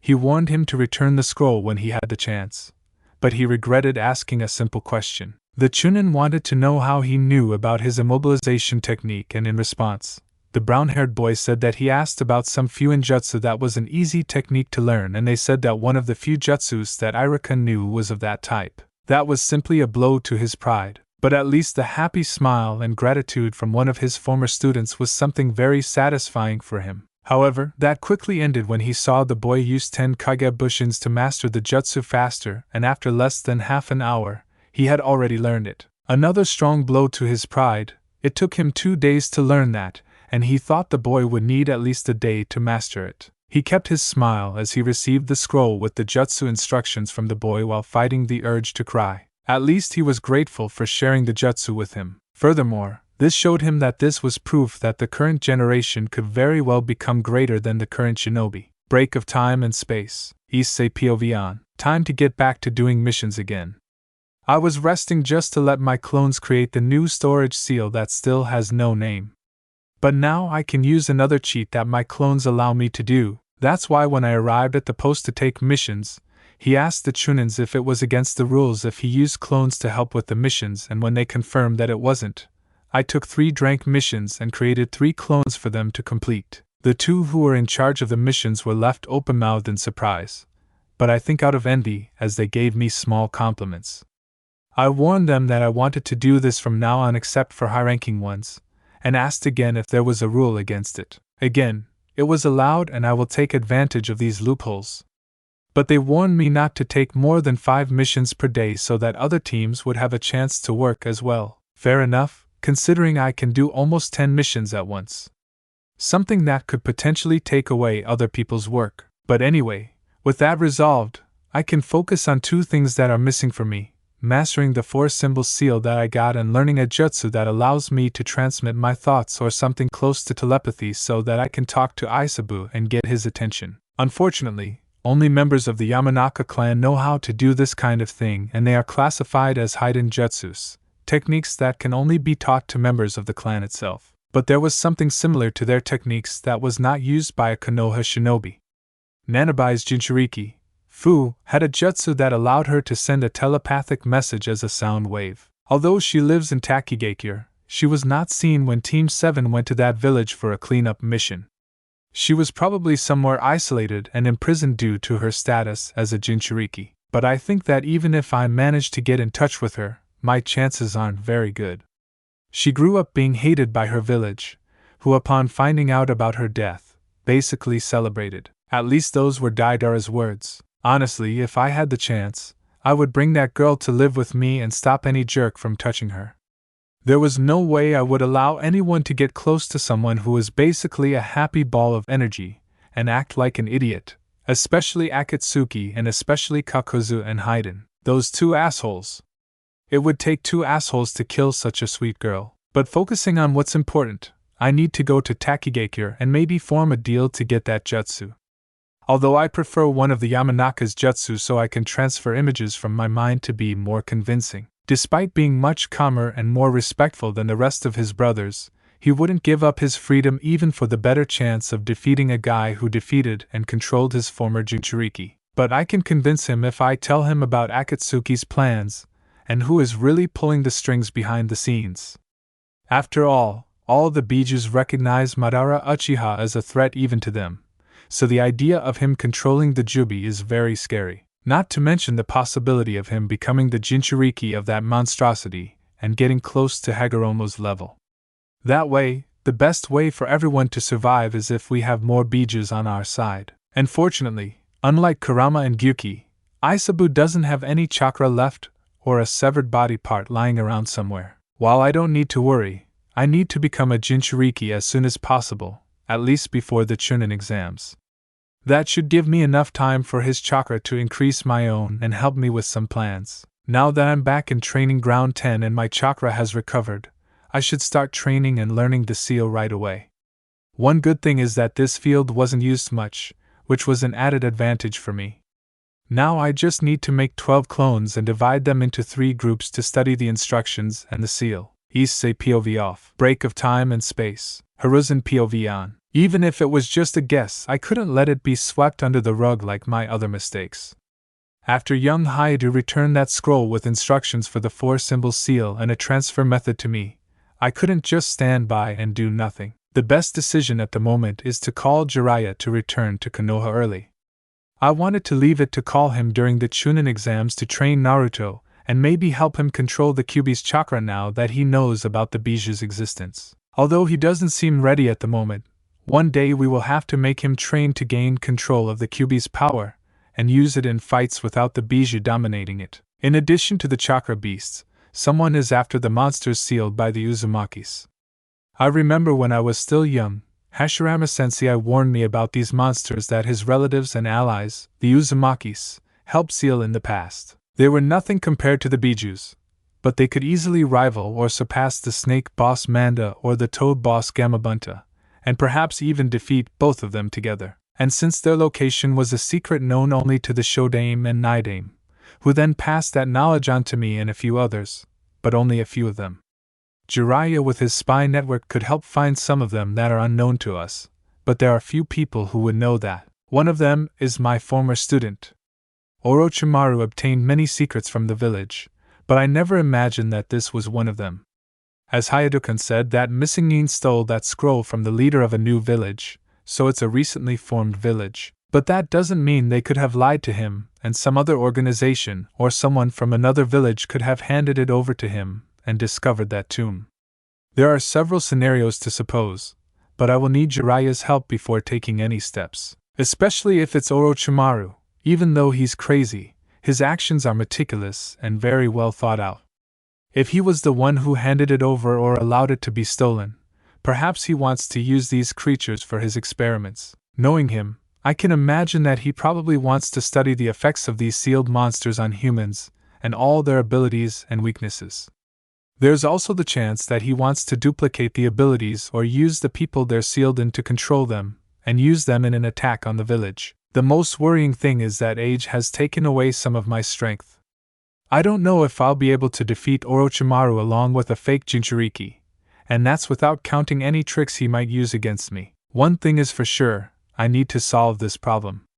Not only for the safety of the village, but also for the safety of all my children. Hiruzen POV off. Issei appeared doing handstand push-ups while sweating and holding his 4 weights on his body, despite his legs being weak after running around the entire field in the morning. His zippered shirt and tank top were thrown to the side, showing his lack of concern for the articles of clothing. His clones were still learning and analyzing the instructions of the 4-symbol seal, or rather, the current clones. After a day of studying, Hyoudou disbanded those clones to see their progress, and then made new clones to continue studying, now making 15 clones and dividing them into groups of 5. Fortunately, he was making progress, considering he was only understanding around 30% of the seal when his clones were undone. He was progressing, not learning immediately. They are different things. One of the limitations of the sealing art was that he couldn't use any seal he wanted even if he knew the hand seals. He needed to know how the seal worked, from its foundation to its matrix. Hyoudou considered this a very suitable setback for such a powerful art. Many things could be done with Fuinjutsu, and when he was learning the seals from the scroll he obtained, the light string formation, and even when he created his own seal, now named Fuinjutsu, was a kind of magical programming language, with quotation marks around magic because of the use of chakra, but the concept was understandable. Despite having only a superficial knowledge of this type of thing in his old world, Issei can understand the similarity considering he had to listen to several of Azazel's ramblings. To create his new seal, he used as a base the ones that are placed on parchment to seal and remove objects, but added a few more functions. To do this, he added other codes that represented these functions, and all he needed to do was analyze the functions of the existing techniques, modify them, and use them as a basis for the other small commands he needed to put into it.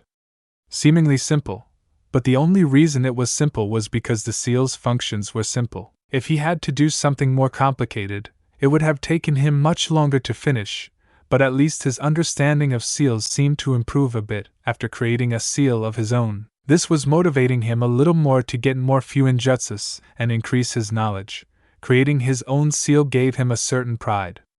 But he wouldn't focus on that at the moment because he needed all his attention focused on the seal capable of sealing bijus in him. Despite being pleased with his small improvements, for some reason he was suspicious that no one higher up was keeping an eye on him after getting their hands on something that only a Kage would be allowed to know. Maybe it was just luck, or just a lull before some trouble exploded in his face, but the brown-haired guy thought it best to continue what he was doing.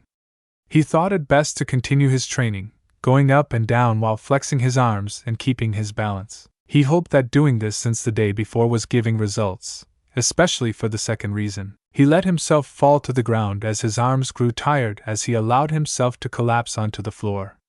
Shifting on the ground, he reached for his weights and removed them from his limbs as a green chakra emanated from his hands. Issei Mystic Palm Jutsu, what a useful thing, he said, feeling his muscles losing their numbness and fatigue. His muscles relaxed within a few minutes and he stood up, then cracked the bones in his body.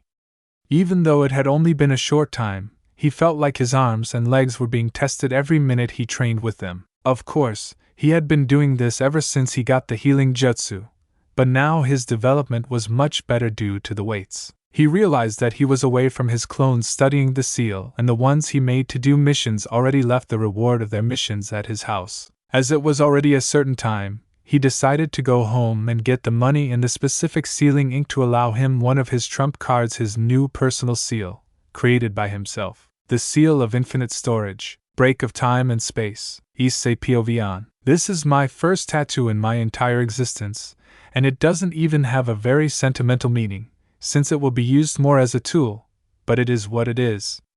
At least it didn't hurt much. In fact, I didn't even feel any discomfort, and it almost felt like I was using a normal pen on myself. Plus, this guy was a real pro, since the seal was exactly the same as I had done on paper. I had no doubt that it would be functional when I was done, which was pretty close, and it had been pretty quick. Within seconds, both palms of my hands were inscribed with the seal and a slight numbness. The tattoo artist placed the tattoo pen in the appropriate place and was counting the price. Luckily, he got a discount considering he provided the ink to make them. Tattoo artist: okay, kid, the two of them together cost 15,000. And you'll need to be careful and clean the wounds. The tattoos should be cleaned 2 to 3 times a day with mild soap and warm water. Don't rub or press the area and don't skip cleaning, especially in the first few days, he said, cleaning his equipment. Issei, don't worry about me, he said while making the ox seal. Mystic Palm Jutsu. My wounds heal quickly and the slight itching I had on them disappears. I flex my fingers, feeling them lighter.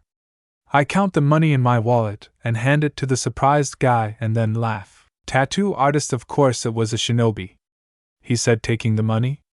I hope you come and get another one. It was something very different from what I'm used to. Issei, it's done. I'll see if I need another one. Now that I left the studio, I really wanted to test out my new toy. That's why as soon as I got to a quiet area, I took the weights out of a parchment that I had sealed in a parchment. I took them off and placed them on the ground.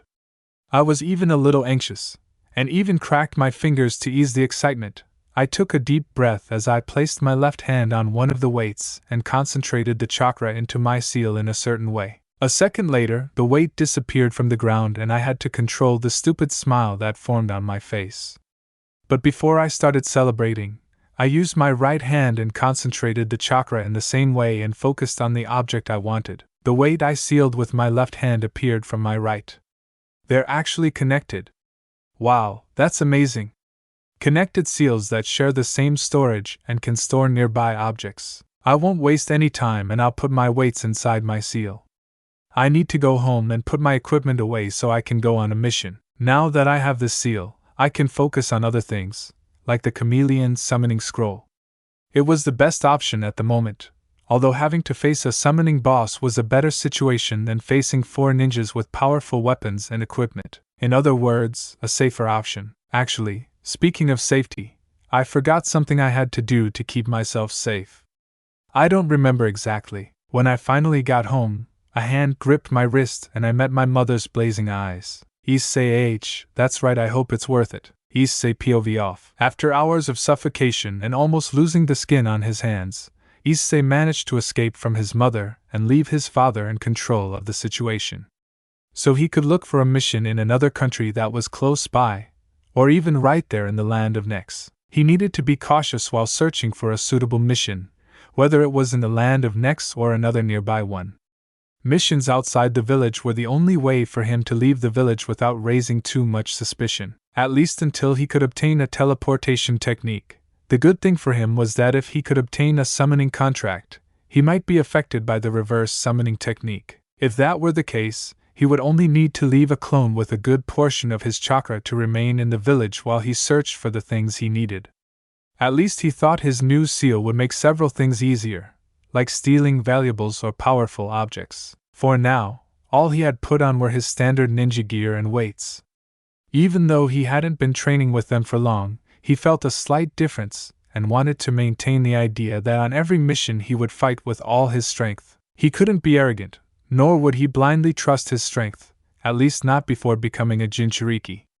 This was one of the rules he established for his training, to always use his weights in Konoha, whether training or in sparring sessions with other people, but never in anything-goes fights. And as always, he barely noticed when he arrived at the mission assignment post and began to enter the place.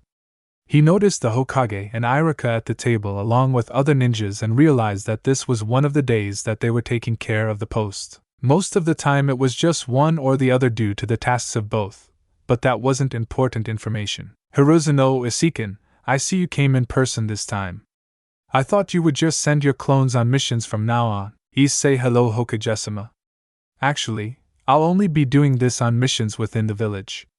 Unlike today when I want to go further, I want to go to another country and have some adventures. Hiruzen I see, if I had to speculate it has to do with those seals on your hands. Issei oh that? It's just a little thing I created a few days ago. Hiruzen oh? A seal of your own making? That's not something you see every day. I see you have quite the talent for seals. Issei thanks for the compliment, but I need to get more seals so I can say I'm an expert in the art. But I won't focus on that right now. The important thing is a mission outside the village even if it's not a fighting mission. Hiruzen you're in a hurry. Let's see, we have a delivery of spices and farming equipment to Yukigure, and a mission to gather information in the land of Nex, in an area where there have been a few disappearances without much of a trace, and the current daimyo is worried that someone of high social standing from another country will be kidnapped and fall on his shoulders.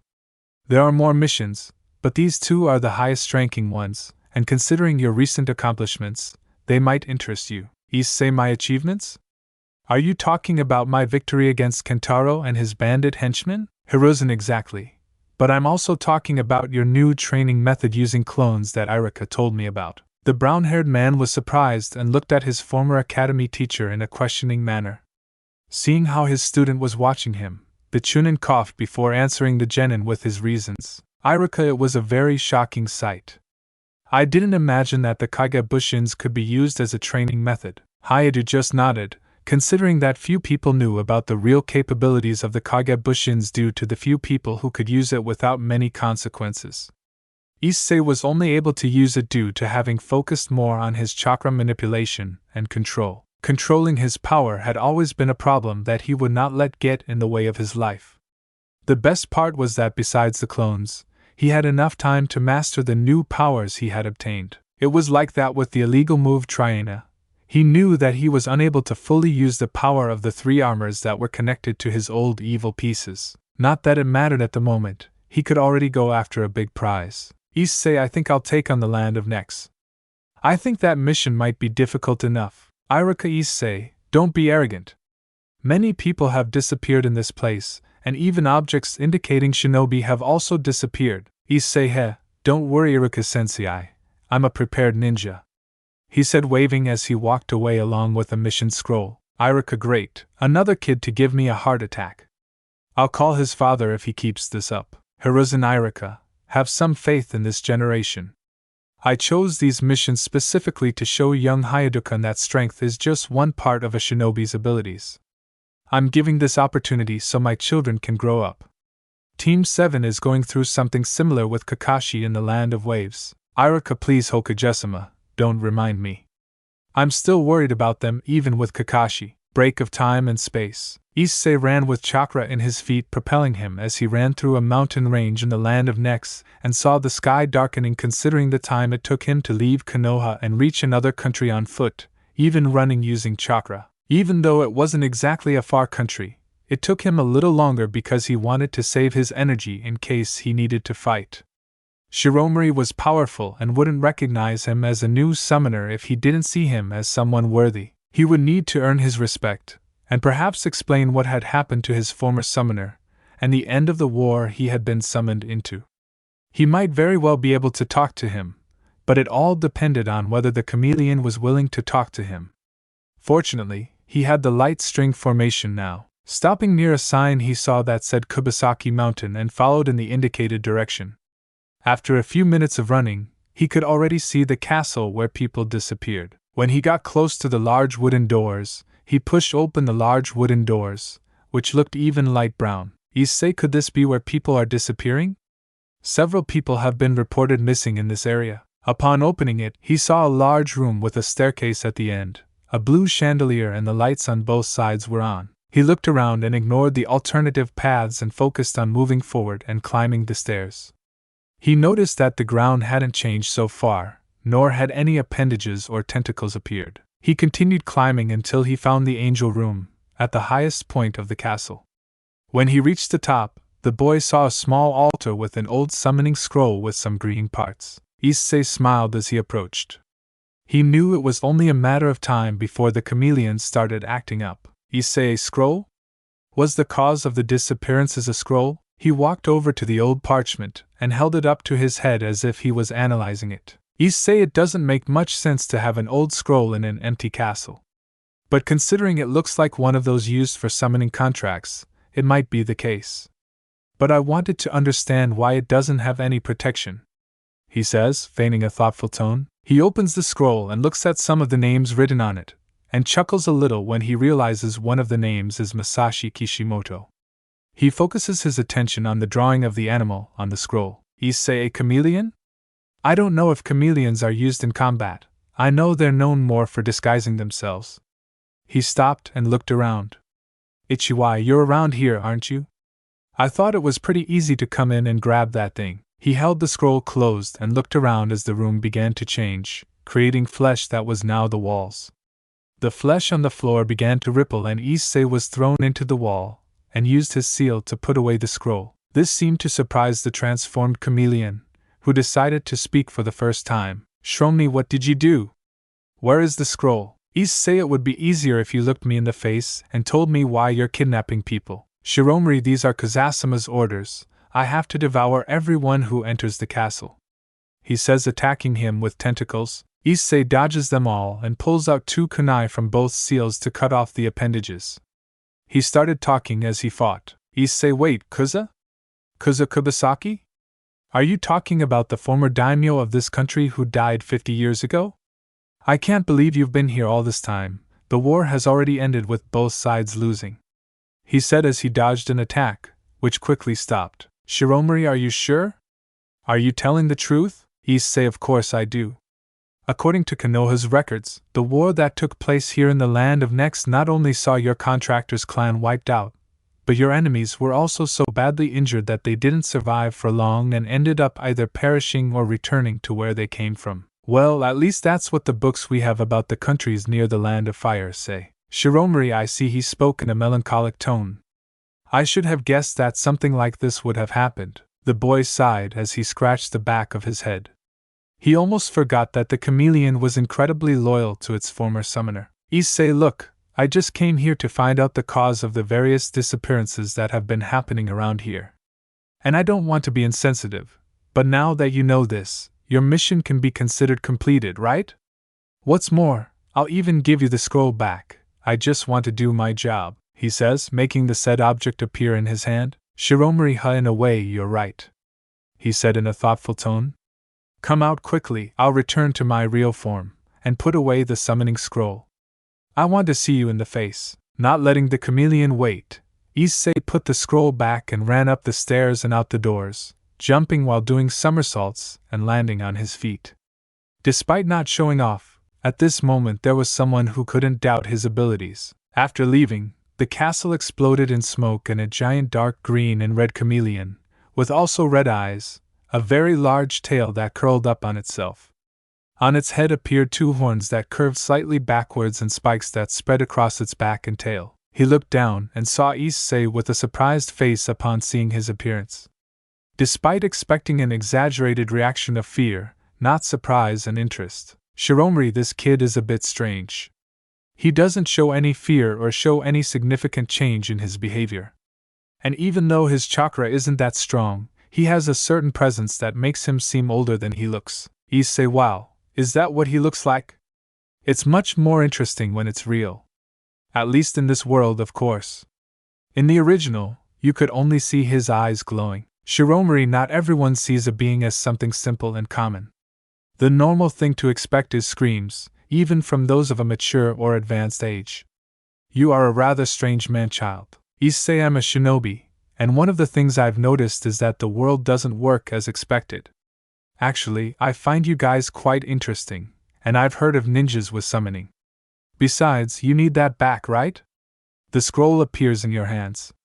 But if it's not a big problem, are there any requirements to be able to sign your contract? I heard that some contracts are strict and tend to look for people with specific things.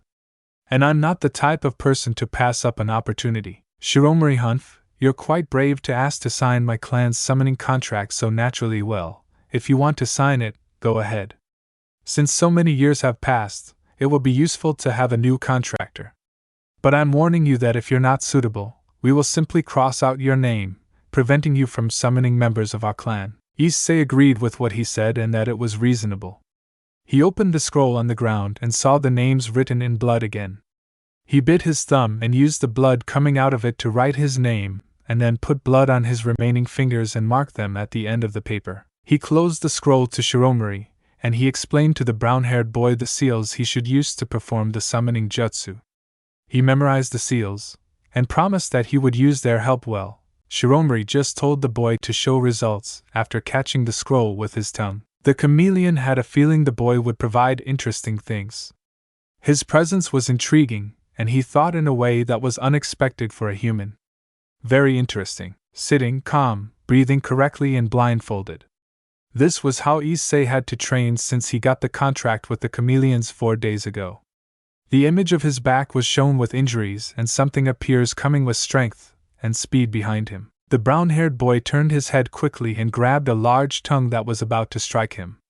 The organ wrapped itself around his hand and pulled him hard, making him fall to the ground. His attacker, a chameleon the size of an adult wolf, light green in color and with yellow eyes, looked at him in disapproval. One of the members of the chameleon clan and one of Shiromori's children. Midamari, one of the clan's best in sensory abilities. Midamari, once again focusing on your ears instead of your chakra. Your tongue returns to your mouth. Hyoudou, you need to discard your senses completely and focus on your chakra to sense the chakra of the beings around you. You can't keep your guard up, expecting an attack that won't occur in this kind of training. Issei, I know, but for some reason I still can't do it right. Midamari, well, for us who are beings of nature, it is much easier for us to master this type of technique.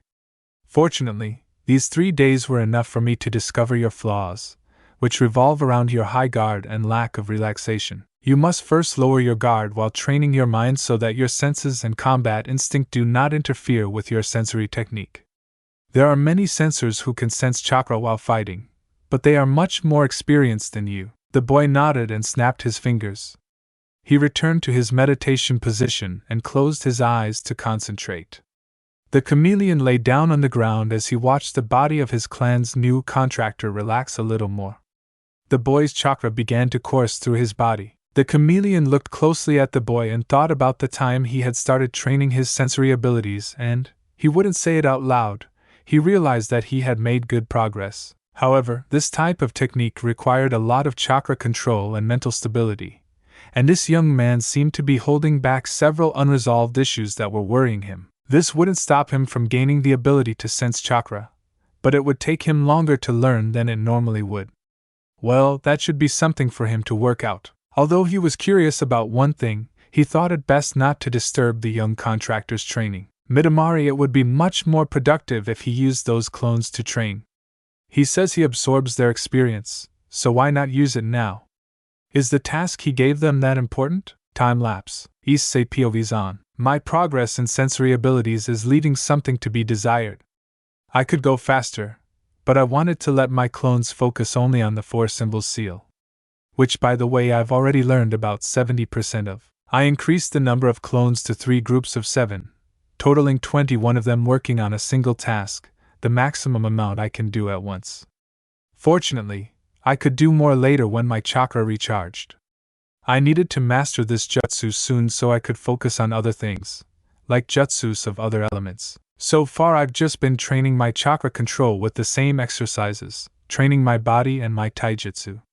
But despite that, I needed to increase my repertoire of jutsus starting with futon or Raiden. That way I'll have access to a good part of the jutsus that both Sasuke and Naruto used. But that alone wouldn't be enough.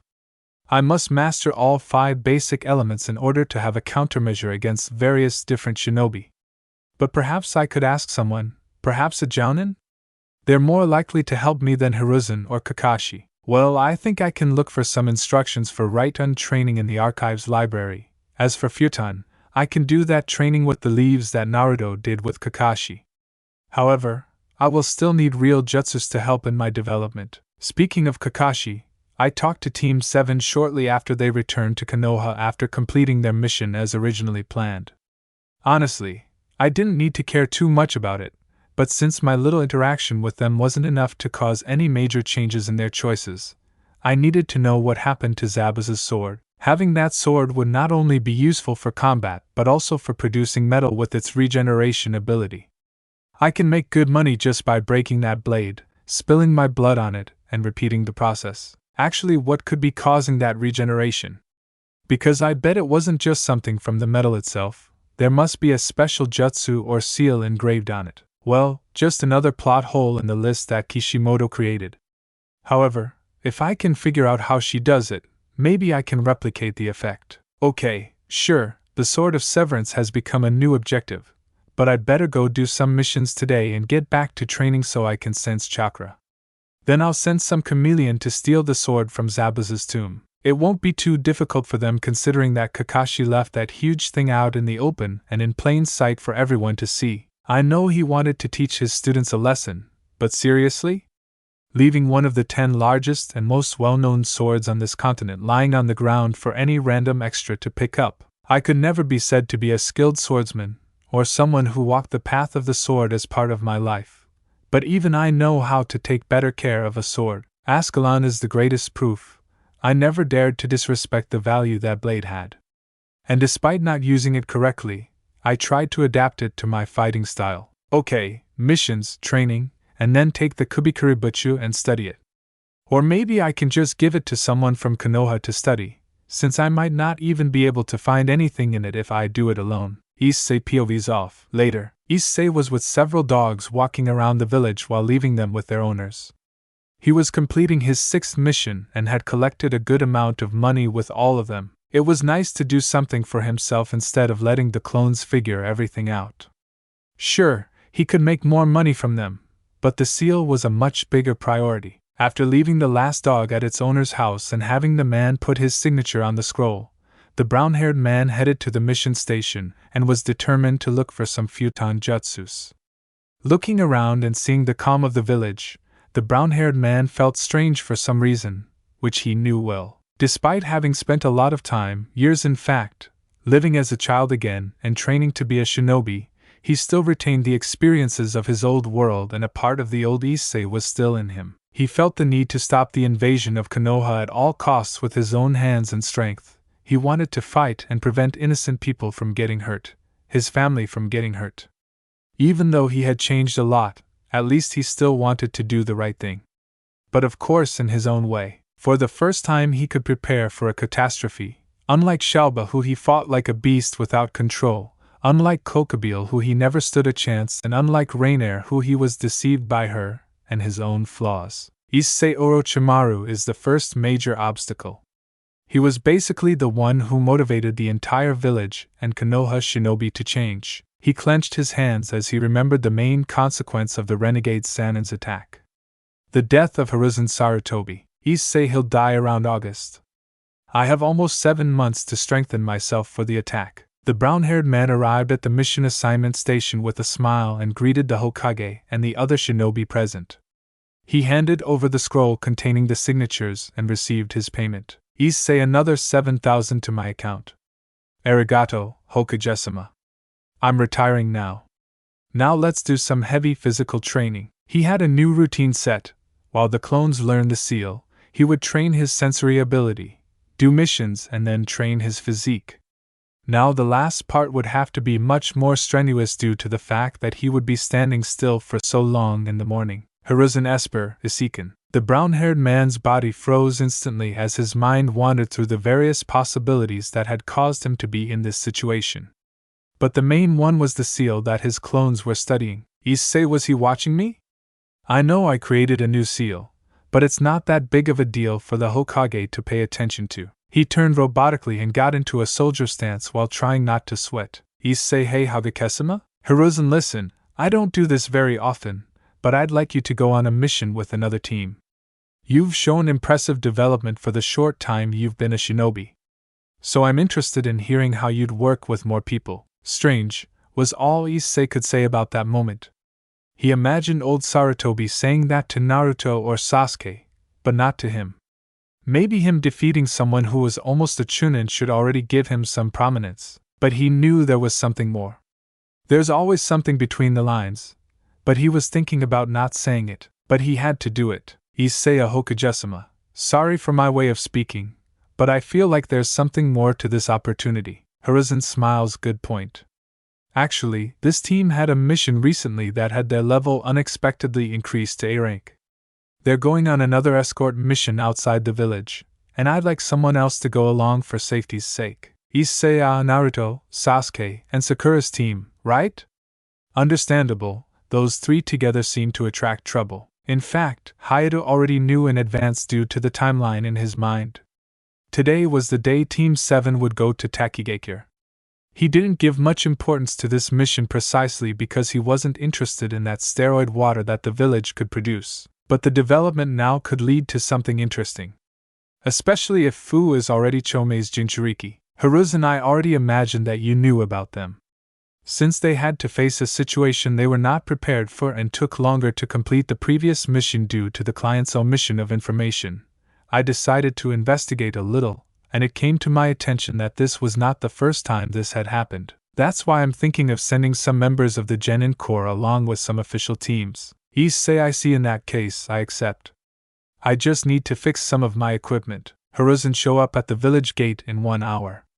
And remember, Kakashi will be your superior on this mission. You must obey him and work with his team. Issei, understood, Hokage-sama. I am retiring to prepare for the mission. He leaves as Sarutobi takes a drag from his pipe and smiles. Break of time and space. Team 7 was seen gathered at the entrance of the village waiting for their sensei, irresponsible in their view, with the clients so they could go on their mission. That's why they found it strange that their client was coming with their client. Issei, hey guys, looks like we're going to work together this time. Naruto, what are you doing here? Issei. Sakura, what do you mean we're going to work together? Issei, simply put, the Hokage will send some genins with other teams on some missions he sees fit to avoid repeating what happened on your mission. It seems you weren't the only team to be tricked, Sasuke. I see. It makes sense for the Hokage to do this. Sakura and you are our client, right? Shibuki, that's it. I'm Shibuki. I'll become the new head of Takigakure. Naruto, calm down. Is this guy the chief of a village? Issei, from what I understand, he has to perform a ceremony first, and that's why we'll protect him. That's what Kakashi told me and asked me to pass on to you. Sakura, wouldn't it be better if he just came along with you? Issei, the Hokage wanted to talk to him first. So he passed part of the work to me and said it might take a while even if he left early. Sasuke, I'm not surprised. Sakura, of course, her eye twitches. Naruto, that lazybones. Issei, well, let's wait a few hours for Hatake, or Kakashi-sensei now. After speaking, he made an apple appear in his hand and received looks from Konoha's main team. 30 minutes later, Kakashi, yo, my students, client and others. Naruto, Sakura, you're late. Kakashi, I had to go out of my way because of a black cat. Issei, what a lie. Let's get this over with. And sorry about him, he said to Shibuki, pointing at the elder. From what these three told me, he has a lot of low points, but he's someone competent when it comes to fighting. Shibuki, no problem. Kakashi, how rude, Hyoudou-kun. Remember that I am your superior on this mission, so you must inevitably respect me as such. Issei, yes, of course. Then as an obligation, you must teach me some jutsu. Since in this mission you are also my superior and temporary sensei, correct? Kakashi, touche. Naruto, alright. Kakashi-sensei, lead the way, Databeo. Kakashi, hi. Let's go to Takigakure. In response, they began walking with the blonde in front. Sakura tried to grab the Uzumaki, but had to increase her speed to catch him, while Sasuke was calmer and continued close to Issei, Kakashi, and the young village leader. The Uchiha and Hyoudou sighed as they watched the pink-haired girl bring her companion back to the formation. The land of waterfalls was not that far from the land of fire, and would only take a few hours of walking. And for those hours Issei had to admit that he held back a lot of laughter. Shibuki, wah. Naruto, it's just a bird. Shibuki, thank you. Shibuki, erk. Sasuke, that's a rabbit. Shibuki 2 already knew. Shibuki, gh. Issei, this time it was a snake and it's poisonous, so we can't criticize the guy too much. Shibuki, sim. Urg, obrigado? Anyway, he wasn't the best person to talk, but he found it all a bit pathetic for a future leader of a village. But what can you do? As the hours passed and more incidents with Shibuki occurred, Team 7 plus Issei arrived at a gigantic waterfall, surprising the blonde and pink-haired members of the team while Issei enjoyed the beautiful view. That was a good place to have a picnic and take a shower with a girlfriend on a date. Issei, why did I think of that? He wondered somewhat confusedly. Getting a girlfriend wasn't on his priorities list. Did he still know? They were just superficial thoughts he had from time to time. As they got closer to the waterfall and large lake it ended, noticeably full of garbage. As they walked, they did not take their eyes off the gigantic waterfall, only looking away when they noticed two children calling out and greeting the young leader of their village, who simply said that he did not have time to play with the two children. The two little ones say they were there to clean the water of the trash that was there, and they were taking a long time because the water was moving very strongly. With a wry smile, he asked if the two children would like to receive help from Konoha ninjas and said he would pay them as if it were a mission. Naruto was going to complain about the village leader's nerve, but the brother's screams of happiness interrupted him and left him with a bad taste in his mouth and visible guilt. Issei, did he plan this? He thinks as he sees Shibuki continue with his smile. He and Kakashi talked quickly and agreed to receive extra payment as if it were a real mission. Sighing in defeat, Naruto and the rest of his team went to the lake to start collecting trash. Issei joined them without any objection. He realized that there wasn't as much trash as he thought, and while collecting it from one area, he noticed that Kakashi started reading an Ika book, and the brown-haired man rolled his eyes at that. After a few minutes, he saw Shibuki and Kakashi talking about something. He frowned as he realized that the time was coming. The messenger bird coming shortly after reinforced the situation further. The albino told them that he needed to return to the village early due to a meeting. Naruto, as always, exclaimed his desire to become Hokage and indirectly piqued the children's curiosity. And since he gave a simple and precise explanation, the sibling couple asked if the Hokage would be someone like Shibuki. After a small fight between Naruto and the children and a comical scene, Kakashi left, leaving his students and Issei to take care of everything. He put away his book and disappeared into the trees from the path they came from. Issei, I need to be ready for the fight. My seal is full of weapons and paper bombs. I'll fill that suin with bombs. A few minutes later, Issei put more trash in a bag held by Sakura while Naruto and Sasuke took care of another. When the blonde closed his bag, he fell to the ground tiredly and his stomach growled. Naruto, hey, how about we eat some? Issei, I have some fruits with me, but you better wash your hands, he says as he takes water from the lake to wash his hands. Then he makes a bunch of bananas appear and takes one out to start eating. Naruto, you just want to show off with that weird jutsu. Shibuki, if you want to eat, do so while you're heading back to your village. He says it a bit rudely. Naruto, ha. What? Shibuki, if your mission is over, then leave now. Sasuke, understood, we're going. Issei, thanks, bye. He says, waving. Sakura, hey, you too, why are you going like that? Sasuke, he doesn't want us to know the entrance to the village. It's probably close to here. Issei, if I had to guess, I'd say it's behind the giant waterfall, but that would be too obvious. Sakura, but our villages are allies, so what's the problem with us knowing the entrance? Shibuki, angrily, and what guarantees that your village won't betray ours? Sasuke, a clever thought. Naruto, angry, hey. How dare you talk like that? Sakura, irritated, is being thankful really that difficult? Issei, just ignore him. Even if he is the leader of a village, that doesn't mean he automatically thinks and acts like one. Let's go, I have important things to take care of. Naruto and Shibuki glared at each other angrily while clicking their tongues. The older man simply turned his face away and told them to leave again, with Naruto nodding and stomping his feet. But he happily responds to the little girl who was saying goodbye to him, but stumbles when she screams for her mother. Everyone saw the woman who had arrived a few seconds ago. She was staggering and had several injuries, but they didn't seem big enough to completely incapacitate her. She called out to the young village leader and warned him of an attack before passing out, showing a kunai stuck in her back with blood on the area. Issei, it started, he thinks as he runs towards the woman. Thanks for listening to my video. Don't forget to like, share, subscribe and comment below your favorite part. Sayonara, see you in the next video.